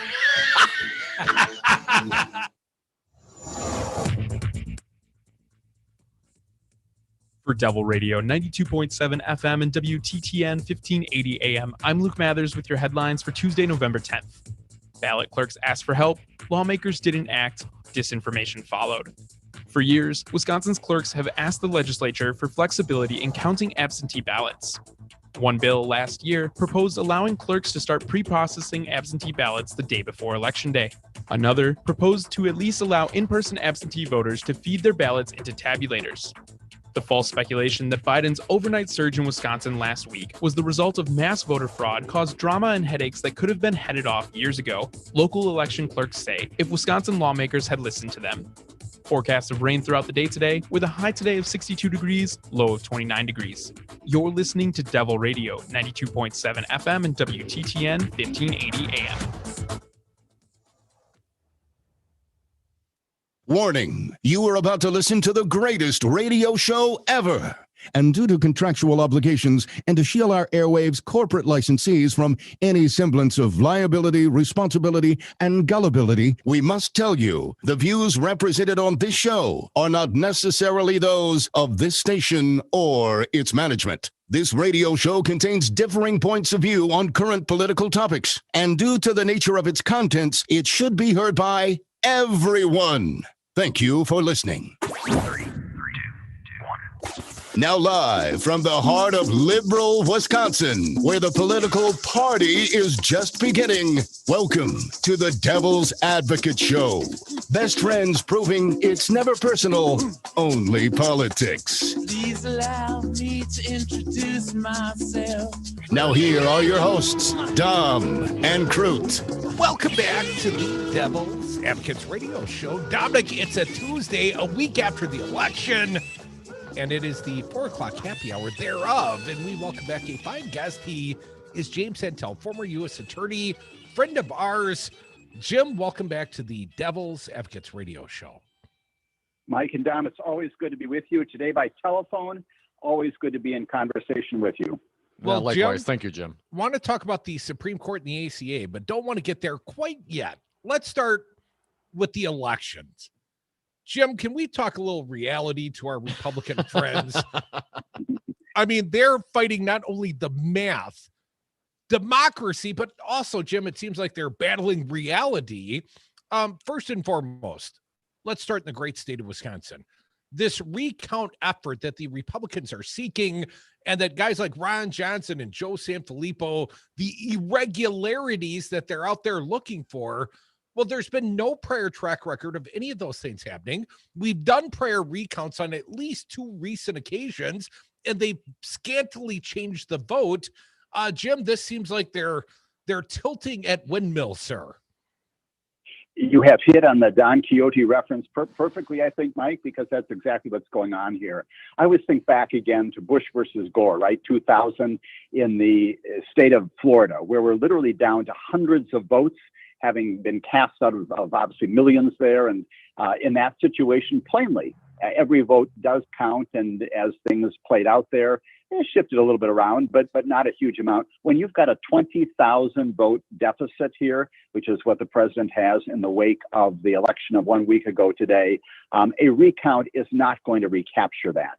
And again, that coupled with the notion that you need to find some real large pocket of voter fraud that, again, as we have talked before, simply doesn't exist in America. It is truly a toting at windmills kind of an enterprise.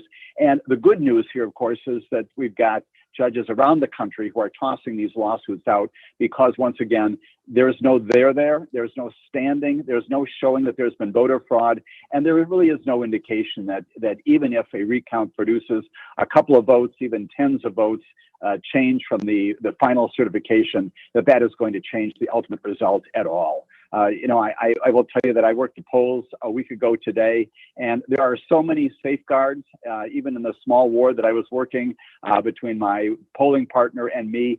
It is virtually impossible to accomplish this kind of fraud. And I'd offer the same thing for the absentee ballots and the mail-in ballots as well. It is very difficult, given the sophistication we've got going on here in Wisconsin and throughout the state, to prove that there is voter fraud. These lawsuits should be going nowhere, and they are going nowhere. And Jim, obviously, the 2016 electoral campaign has some parallels.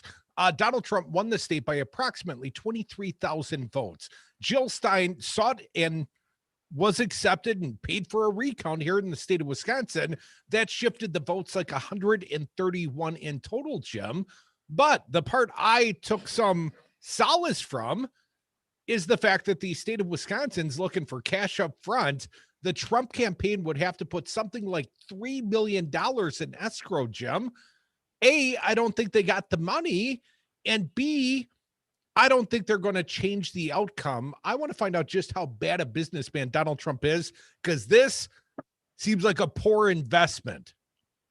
Right. And that's the situation here. There are circumstances, if it is even closer than it is, which it is not here, where, again, there's an automatic count that the state would pay for. Here, you've got to have the candidate pay for it. You hit it right on the head. This is a huge investment of money. And any good fiscal agent, whether you're working for the government or working for a private corporation, under these circumstances would ask for money up front, perhaps even a certified check of some kind, knowing the funds are there. This is not a good investment for economic purposes, for the president, for the campaign. And I'd offer beyond that, it is not a good investment for the citizenry of the United States of America, citizenry of the people of the state of Wisconsin either. This election is resolved.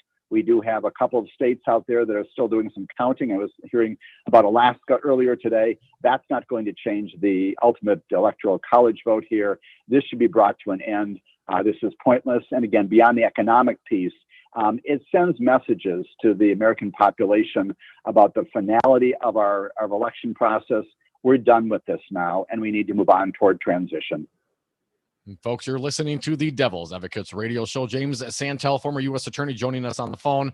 Jim, how concerned are you about this delay, this onslaught, this cry wolf of voter fraud and irregularities, and not done by far right QAnon Breitbart types? I mean, this is Secretary of State Pompeo, Senator Ron Johnson, Senator Cruz, Senator Graham. I mean, these are senators, certainly Republicans, and they are perpetuating this situation. Are you concerned about long-term damage to the faith in our American systems? The answer is yes.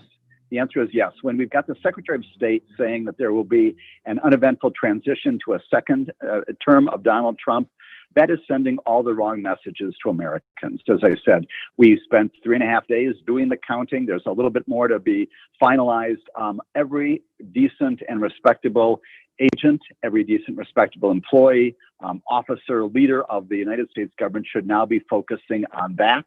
In addition to the senators that you identified, in addition to the Secretary of State we talked about, we also have an Attorney General, as you know, who just issued a memorandum. I was going there next, Jim.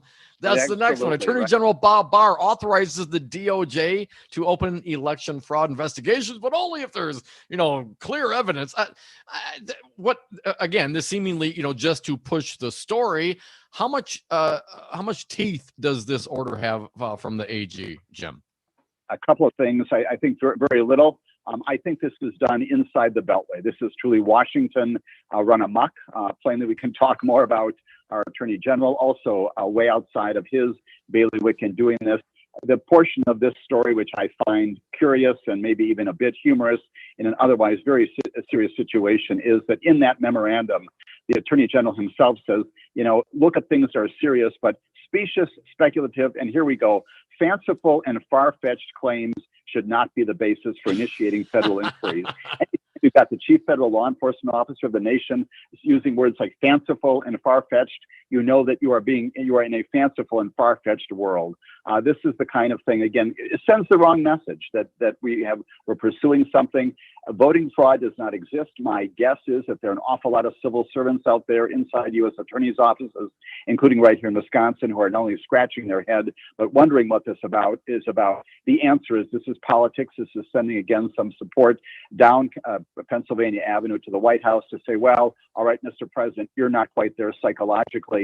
We'll extend a bit more. We'll send to the prosecutors around the country this notion that you should, in fact, be investigating. The other problem with it is, we talked about this at the time of the last election. There is this general policy that the Department of Justice does not get involved usually about 40, 50, 60 days in advance of an election, and certainly before the final tallies are being certified here. The timing of this is contrary to Department of Justice policy. This has not been done before. This is unprecedented. Again, more Bill Barr catering to the whims and what he perceives to be the needs of this president to continue when plainly President Trump has lost this election. It's Jim, very disappointing. Should we take some solace in the fact that the elections guy at the DOJ underneath Barr resigned after this was put out? We should. Richard Pilger is the director of the election crimes branch. He is, again, a long-standing civil servant. He is the one who, again, makes determinations when, in fact, investigations should be opened. Plainly, he pursues this. There's a section inside the Department of Justice to address these situations when they come up. They're not very frequent. He is seeing an attorney general stirring up a pot here and sending messages that, again, are inconsistent with the impartial, apolitical, non-political role of the Department of Justice. So Richard Pilger resigns his position. He doesn't resign his entire employment there. Thankfully, he's now working in the public integrity section of the Department of Justice, which is also telling that's a good thing. But when we've got these people who continue to resign, continue to move around based upon what the chief federal law enforcement officer is doing, that's a very bad sign. We need to bring this administration to a close. Former U.S. Attorney James Santelle, our good friend, live via phone. Jim, on Saturday, shortly after the networks declared Joe Biden the winner after sufficient number of votes counted, Rudy Giuliani went to a Four Seasons landscaping, stood out in the parking lot and rolled out some witnesses that apparently were not allowed to observe closely. One of the witnesses, Jim, according to the Daily Mail, is a convicted sex offender. He was the first one to speak at the Giuliani press conference. And I know Giuliani rolled out a handful of quote unquote witnesses, but Jim, does this kind of undermine your case? And I don't mean having your presser at a landscaping company. I mean, rolling out a sex offender is your exhibit one witness. We always talk about this, whether we are presenting things for public consumption, as Mayor Giuliani was doing, or as we've talked about at great length in a trial. We talk a lot about the extent to which we absolutely positively need a witness who has this kind of baggage. Is there some other way of doing this, of presenting this case?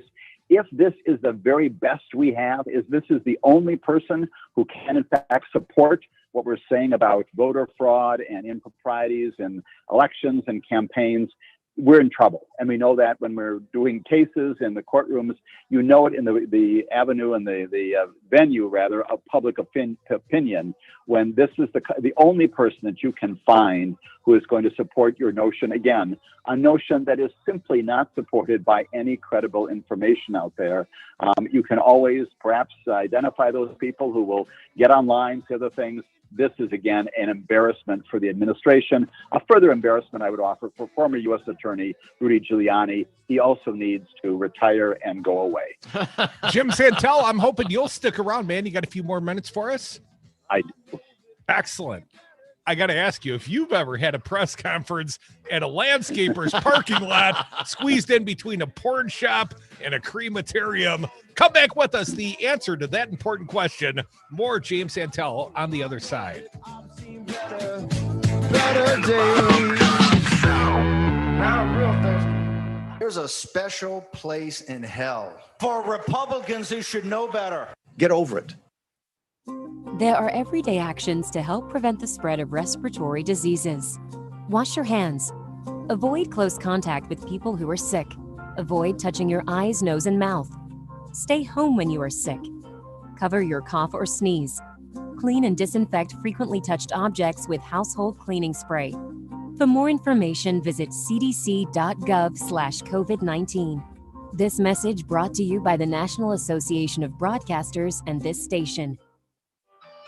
Do you know the Devil's Advocate started as a podcast, just two buddies talking into an iPad because we thought we had something to say? Do you have something to say? Let Devil Radio guide you. Launch your own broadcast quality podcast. Utilize our studios and staff, our hosting platform, and we will even promote your podcast on Devil Radio. Monthly packages start at just $295. Devil Radio's podcast platform to launch immediately after the election. Call today to learn more. 608-819-TALK.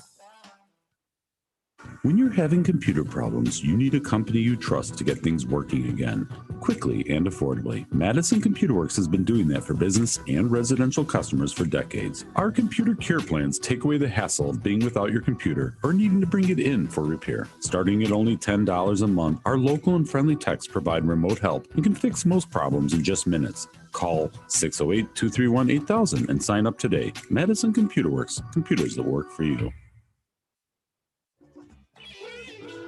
Stream the Devils and progressive news and talk 24/7 at the Devil's Advocates Radio Network, Wisconsin. That's DARNWI.com. That's DARNWI.com. Dad, I picked up your pills, made your lunch, and your laundry is done. When you care for a loved one, you take care of everything. But are you taking care of yourself? Find free care guides at aarp.org/caregiving. Brought to you by AARP and the Ad Council. With better reception than their tinfoil hats, why listen to any other station? 92.7 FM and WTTN 1580 AM, Madison's home for Devil Radio.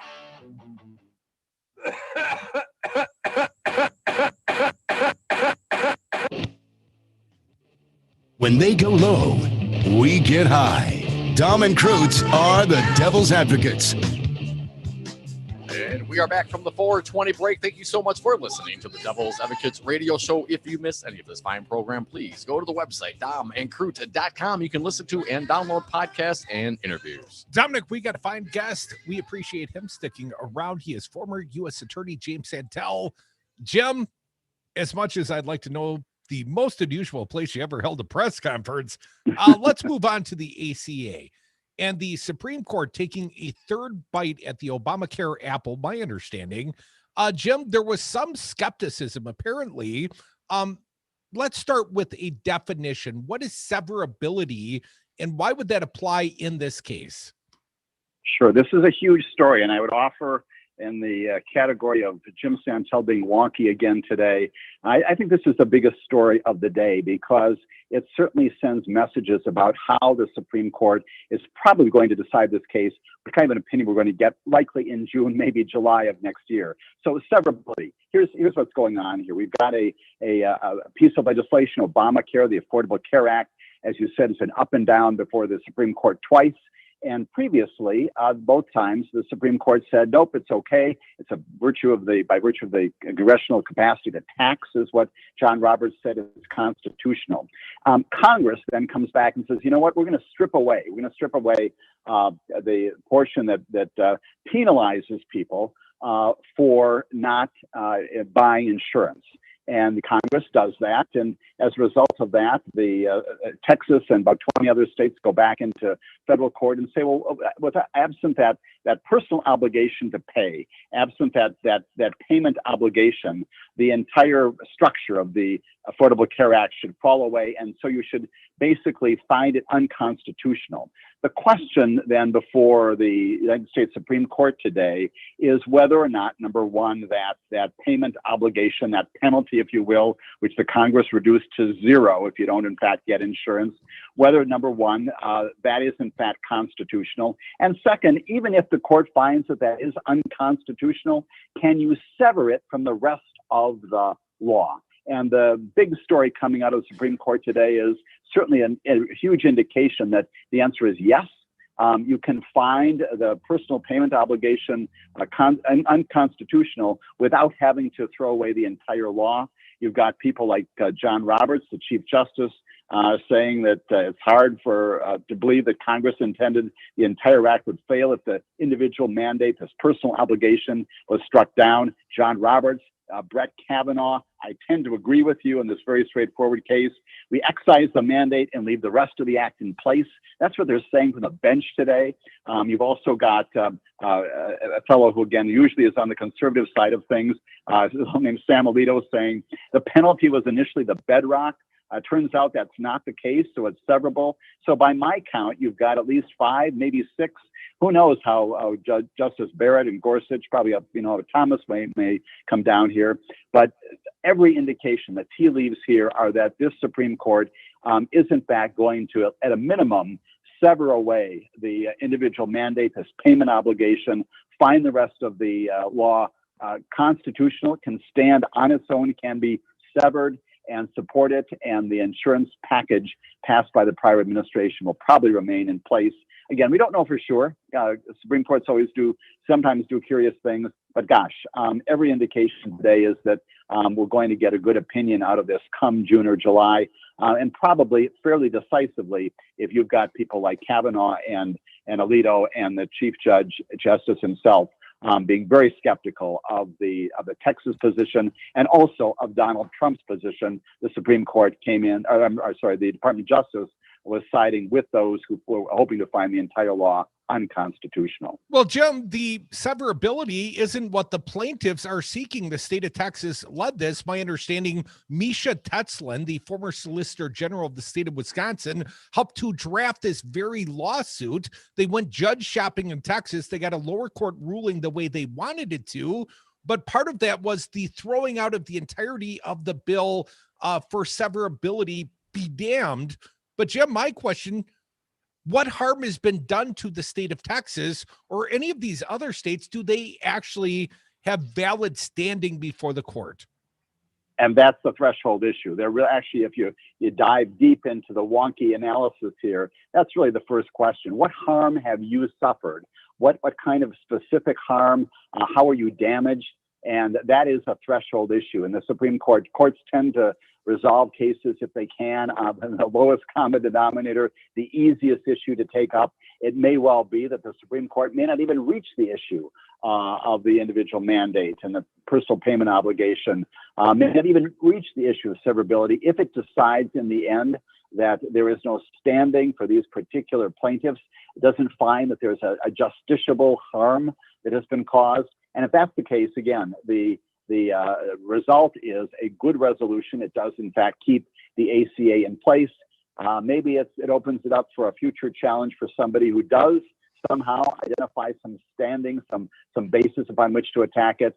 But again, this would be number 3. And at some point, as we talked before in connection with the election, we need to move on and again, permit those 21 million people who have gotten insurance in this country under Affordable Care Act, under Obamacare, to be assured tonight that their insurance can remain in place today, down the road as well. That's what this is really all about. James Santelle, former U.S. attorney, we got about 60 seconds for your answer to my question.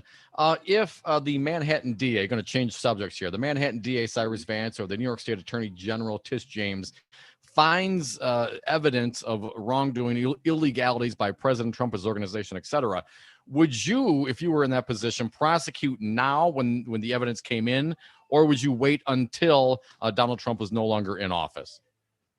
The brief answer is I would go by what the evidence dictates. When my investigation is done, when I've got the information from Azures and from Deutsche Bank, when I've got enough to establish not just probable cause, but also proof beyond a reasonable doubt, knowing I'm going to go to trial with the former president, I would indict, I would charge at that time. That may be next week, that may be in January, that may be in June. But that's what would dictate, not the timing of this election and the inauguration of a new president in January. James Santelle, from your lips to God's ears. I want an indictment now. Thank you, Jim. Come back with us. More Devil's Always Advocates. a pleasure. Thanks, Jim.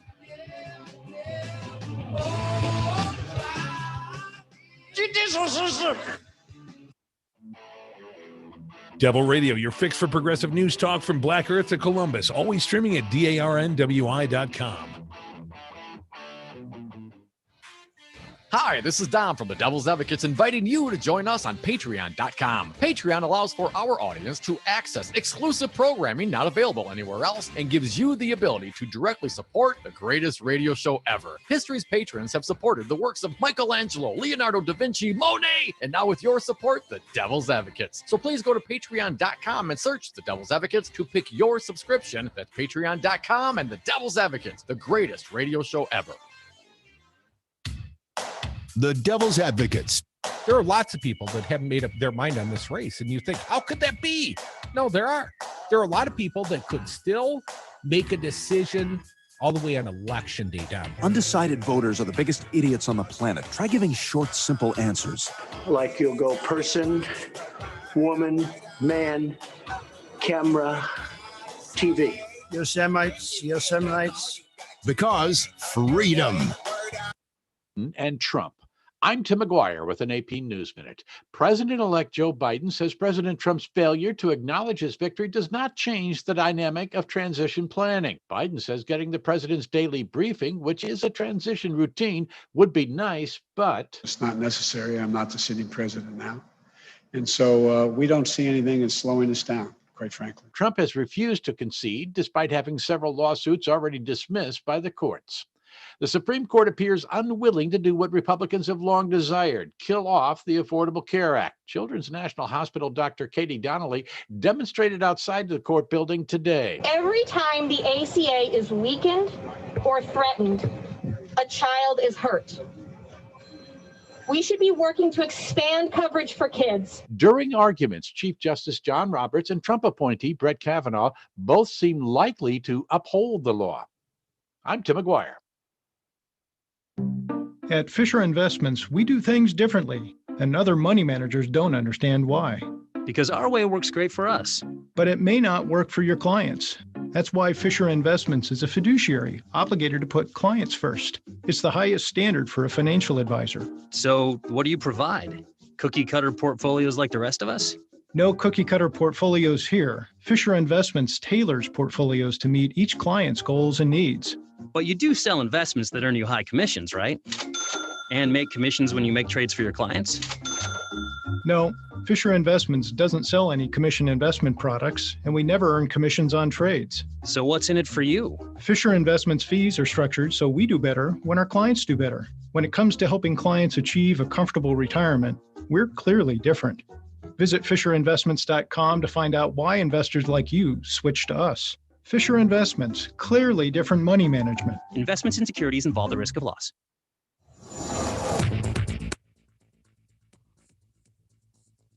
For Devil Radio, 92.7 FM and WTTN 1580 AM, I'm Luke Mathers with your headlines for Tuesday, November 10th. Wisconsin hospitals caring for more than 2,000 COVID-19 patients as state ranks among worst in the U.S. for new cases. Wisconsin, for the first time on Monday, reported more than 2,000 people were hospitalized with the virus. The State Department of Health Services on Monday also reported 4,360 new cases and 17 deaths, bringing the death toll to 2,329. We need help. Dane County calls on state leaders to address pandemic.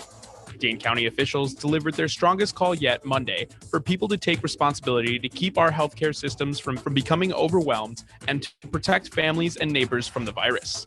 You're listening to Devil Radio, 92.7 FM and WTTN 1580 AM.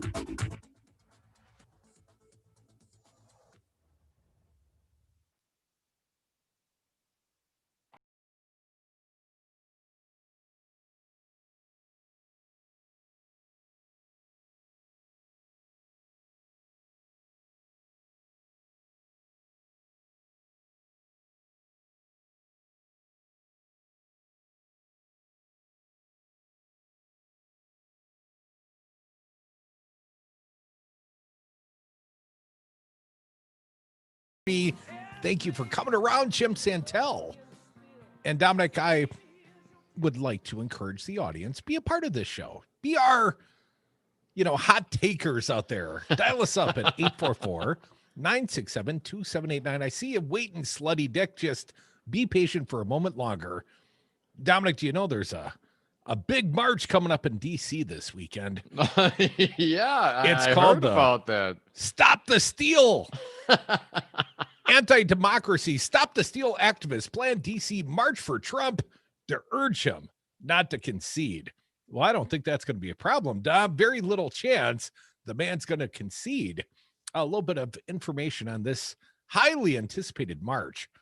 The people behind the fake Stop the Steal movement are planning another way to unite far-right extremists, a march for Trump in D.C. on Saturday. Here's a quote. Democrats are scheming to disenfranchise and nullify Republican votes, the March Eventbrite listing falsely claims. It's up to the American people to stop it. A reporter from the right-wing Daily Caller admits the Trump campaign are the ones pushing the event. Just got this text from a Trump campaign official. A march for Trump on November 14th at 12 p.m. Eastern time. So the Trump supporters, with the encouragement of Donald Trump, are going to go march to D.C. to tell him not to concede.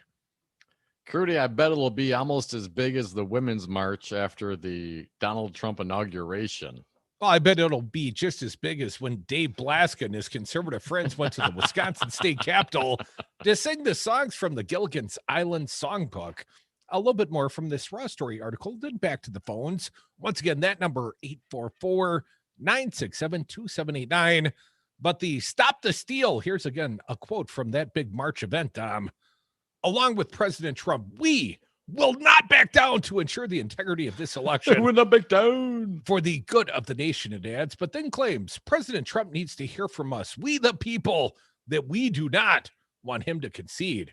This is a coalition team effort. We need boots on the ground to protect the integrity of the vote. And whether there is one pair of boots on the ground or 1 million, the outcome of the election will not be changed. This is the very definition of election integrity. After the election, mobs do not have the power to alter the will and the vote of the people. We will march for Trump to demand transparency and protect election integrity, they insist, apparently not understanding what election integrity means. A little bit more here, Dom. Claiming big tech has censored them. Organizers are charging participants $3 per ticket donation, they say, to get a red Solo cup. They say to stop the left from hijacking our Eventbrite account and to give us a direct way to communicate with you. They're charging us $3 for and we the can't sake spread, of integrity. We can't spread our lies and our hate on the social medias. Damn it. Well, I got an idea. Conservative entrepreneurs, start your own. You can do whatever you want then, right? Well, Dominic, Mother Jones last week profiled the people behind the Stop the Steal group who are now organizing the March for Trump. Last Saturday, they were the Stop the Steal rallies in several cities across the country. I wonder what Mother Jones says. Anyways, back to the phones. 844-967-2789. Who's next, Dom? Dick from Madison, you will be next. You're the lucky caller. Welcome, Dick. What do you got for us? Yeah, man, I tell you what, guys, thanks so much for James Santelle. He's fantastic. Yeah, he's a good We cat. take all the credit for his intelligence and studious nature. But a couple quick things here. First one, I wasn't aware until this president that you could file a lawsuit challenging the election in a state from a state that doesn't exist other than in his mind, the state of denial. I mean, this is just unprecedented, don't you think? Well, only if he can't get it into state of denial court, sir. Yes. So, and then further, this is what you get when a leader fails to meet challenges and the current crisis that you see with COVID and the economy collapsing as a result of it. What else I'm at a loss for words anymore how anybody can be down with this guy. He's certifiably nuts. They need to get a straitjacket. And what was her name from the Cuckoo's Nest? The nurse? Nurse Ratchet. They need to get Leah Nurse Bookmer for short. And by the way, thanks again, too, for bringing back Michelle Bachmann. That was special. That was really nice to hear from her. She's one of God's special people, Dick. Oh, That she music sure is for everyone. God, what is up with that? Appreciate your call, Slutty Dick. Thanks for Would listening. you take your iron rod and smash? I'm I gonna feel start. like we got to add more to that end of that, Brian. I love it, but I feel like I'm waiting for something like smash. What are we doing? Oh, it's the iron rod. You know, I'm no longer going to call him Slutty Dick. I'm going to call him Iron Dick. 844-967-2789. Jake from Milwaukee, you're next. Welcome, Jake. Happy days, Jake. How you doing? Hey, good. I have two observations after all this silly stuff that's silly, but it's kind of like not good anyways. But silly, scary. So all these years we've had, like voter ID and voter suppression and all this other stuff. So now Republicans are like, oh, the vote's wrong. There's voter fraud. Well, I thought they cured that, didn't they? I mean, do you think we're idiots? Well, come on, man. Until the elections officials in both Dane and Milwaukee County gave the fine citizens of the state of Wisconsin a workaround, you declare that you're permanently incapacitated, got to stay at home due to the COVID-19. They took much objection to that. They thought that was a workaround on the voter ID. Yeah. Massive fraud. So every dead person in the cemetery can vote in Wisconsin now. They're guilty of election fraud, and we know it, and they know it too. They're only crying babies because they weren't able to fix the system to cheat this time because there was so many voters. So, I just laugh at that when they do that and cry about it because it's just a bunch of BS. Jake, don't you think their takeaway? Sorry to interrupt you, pal, but don't you think the Republican takeaway is we missed it by that much? We just need to suppress more Democratic voters, and we will have a permanent majority, despite the fact that we are a numerical minority. I mean, quite frankly, it was the highest turnout election in American history, and they still almost won this election. Yep. No, you're right. They're going to more suppression, more purging. More suppression, more purging. That's exactly what they're going to do. And unfortunately, the only way to beat it is by vast numbers. And yes, presidential election, you'll get those vast numbers, but in a lot of other elections, you won't. So people on the left have to start feeling militant for voting and changing things. When I mean militant in that way, not like the stupid militia people. Rhetorically militant. Voting. Yeah. Well, my other civically militant. Does it feel kind of like when Obama beat Bush, or McCain, or when we were done with the Bush years? It has that same feeling, doesn't it? I mean, granted,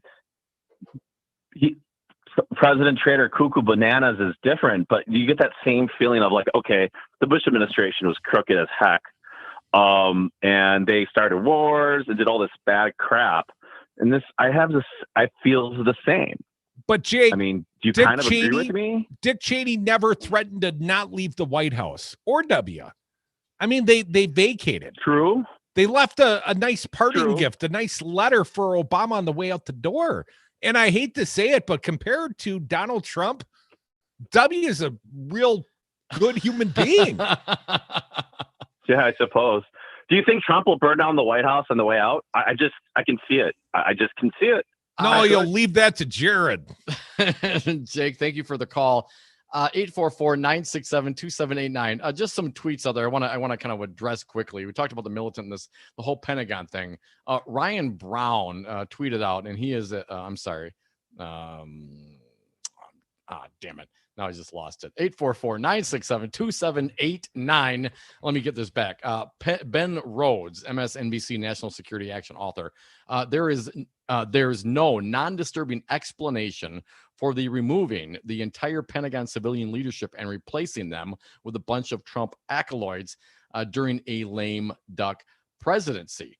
Now, I've seen, obviously, the Pentagon confirms Esper is out, the top national Pentagon policy official, top Defense Department intelligence official, and chief of staff to the defense secretary are all out today. And I've seen some headlines, although I haven't jumped into it, about what the crew from Devin Nunes getting appointed. So, what's going on over at the Pentagon? And given the fact that we got a president who's walled himself into the White House, it has not acknowledged any facts or concern, or has not acknowledged the fact he lost the election. He has senators on his side. He's got the Secretary of State on his side. And now they're recycling the top civilian leadership at the Pentagon during a lame duck.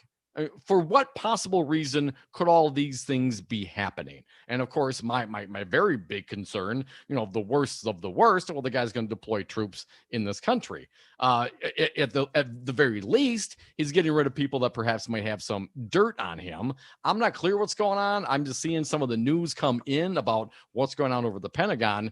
And it is very concerning. And perhaps, the light being shown on the election and Trump's reaction and all these things, we're not paying a whole lot of attention, maybe not enough attention at least, to what's happening over at the Pentagon. In 2017, it was a kinder, gentler Trump.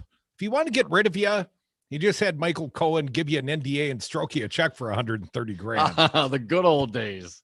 844-967-2789. I believe Chris from Sun Prairie is next. Welcome back, Chris. How you been? Hey, Chris. Hi. Wow. I'm really worried. I think we better stop high-fiving each other that we've won this presidency, because this looks like a coup to me. I mean, why would you replace all of those people at the top? We have the Secretary of State saying that we'll have a smooth transition to the second Trump presidency. They're telling us what they're going to do. They're very clearly telling us what they're going to do. And I'd like to know what the Democratic leadership is going to do about this, because something needs to be done. What do you think should be I'm done, very Chris? concerned. I honestly don't know what can be done at this point. I really don't. I'm really concerned about what I'm seeing in Wisconsin. I'm hearing that our legislature may try to overturn our votes and appoint electors. It is not within their power, though, Chris. Let me reassure you in the Wisconsin regard. But it wasn't within their power to do Act 10, but they did that anyway. I mean, it wasn't within their power to get rid of the John Doe, but they did that, didn't they? But they controlled all of the levers of power at that time, and Tony Evers would have to sign off on their dastardly deal, and Tony's not going to sign off. Are you sure that he has to sign off on it? Because pretty sure legislators in the state of Wisconsin have no control over the picking of the slate of electors. That happens from the Wisconsin Elections Commission, signed off on by the governor. Legislators are left completely out of that process. And I had seen that earlier, Chris, and it was troubling to me as well, because Joe San Fillipo and others talking about null and void Wisconsin election. Well, first and foremost, I don't see any evidence that there's any sort of irregularities. And above and beyond that, they don't have the power to overrule the will of the voters in the state of Wisconsin. Just hold on to their own seats through gerrymandering and voter suppression, but they can't actually flip the electors.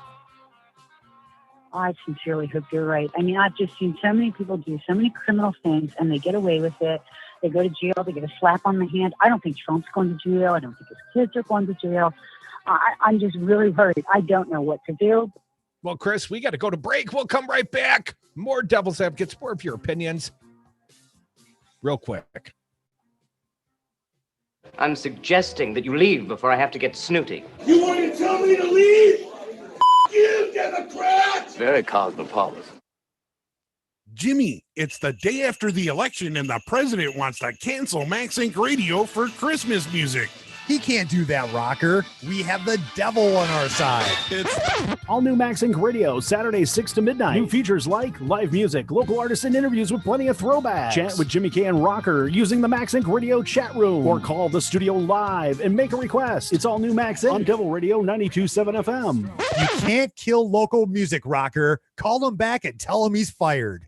The Lazy Oaf Lounge is Madison's East Side place for friends and family. Whether it's for lunch or dinner, you know you're in for a tasty treat. Awesome apps, burgers, pizza, and the best fish fry in Madison. And join us to cheer on the green and gold with 50-cent wings, beer bucket specials, and free Jell-O shots with every Green Bay touchdown. Plenty of TVs inside or out on the patio. The Lazy Oaf Lounge, 1617 North Stoughton Road, and online at lazyoaflounge.com.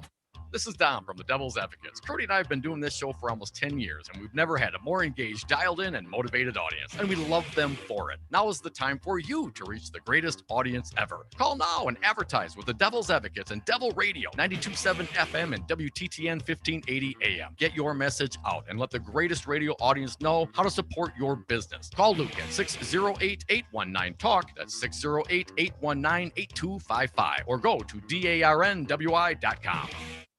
Josh Call, the candidate for Wisconsin Attorney General. Do you think voter ID had a suppressive effect, not on 100 voters, but on thousands of voters and perhaps tipped the election to Donald Trump? This is an issue that came up at our trial. And first of all, I should thank you guys because we actually introduced into evidence the recording of you interviewing Dale Schultz, who was talking about the passage of the voter ID law. That was one of our pieces of evidence. I would have gotten away with it too if it wasn't for those meddling devil's advocates. You're listening to Devil Radio 92.7 and WTTN 1580 AM. And that's pretty cool.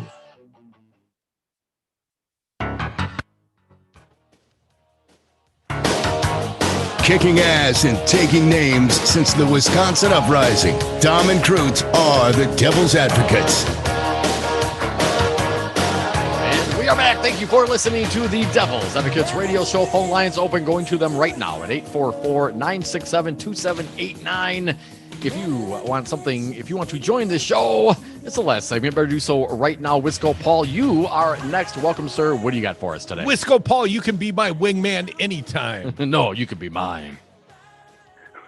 Okay, well, I'm starting to turn into a walking alcoholic here with the Trump administration.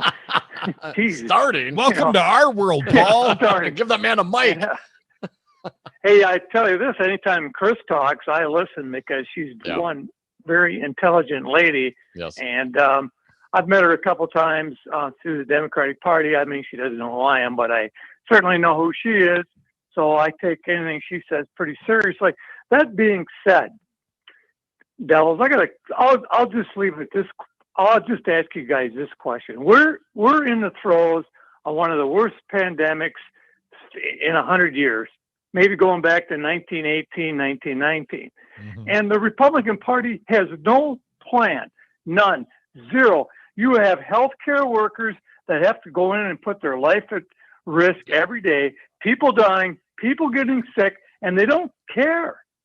So if they don't care about this, maybe they want to overthrow the government. I don't know, but I want where are we headed here with this pandemic? I mean, they don't listen to Tony. They certainly aren't listening to Biden. So that's my question. And nice call, Chris. And you guys have a good evening. Thanks. Thank you, Bye. Paul. Appreciate it. Paul, man. I'm going to give Donald Trump, and this is a rarity, I'm going to give him a skosh of credit in this regard. His entire plan on the pandemic has been the development of a vaccine. And it seems as if, according to the latest press reports we've seen, Pfizer has got a new vaccine with about a 90% effective rate.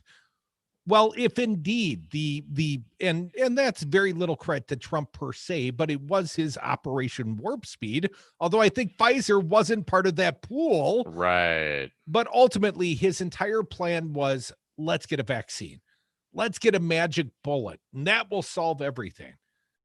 And perhaps there will be a quickly run out and very effective vaccine. And even Fauci today is very optimistic about this. But I would say ultimately, the other thing Donald Trump has done is undermined his own followers' belief in the efficacy of a vaccine. So the Trump supporters, not only will they not wear masks, they will not take a shot.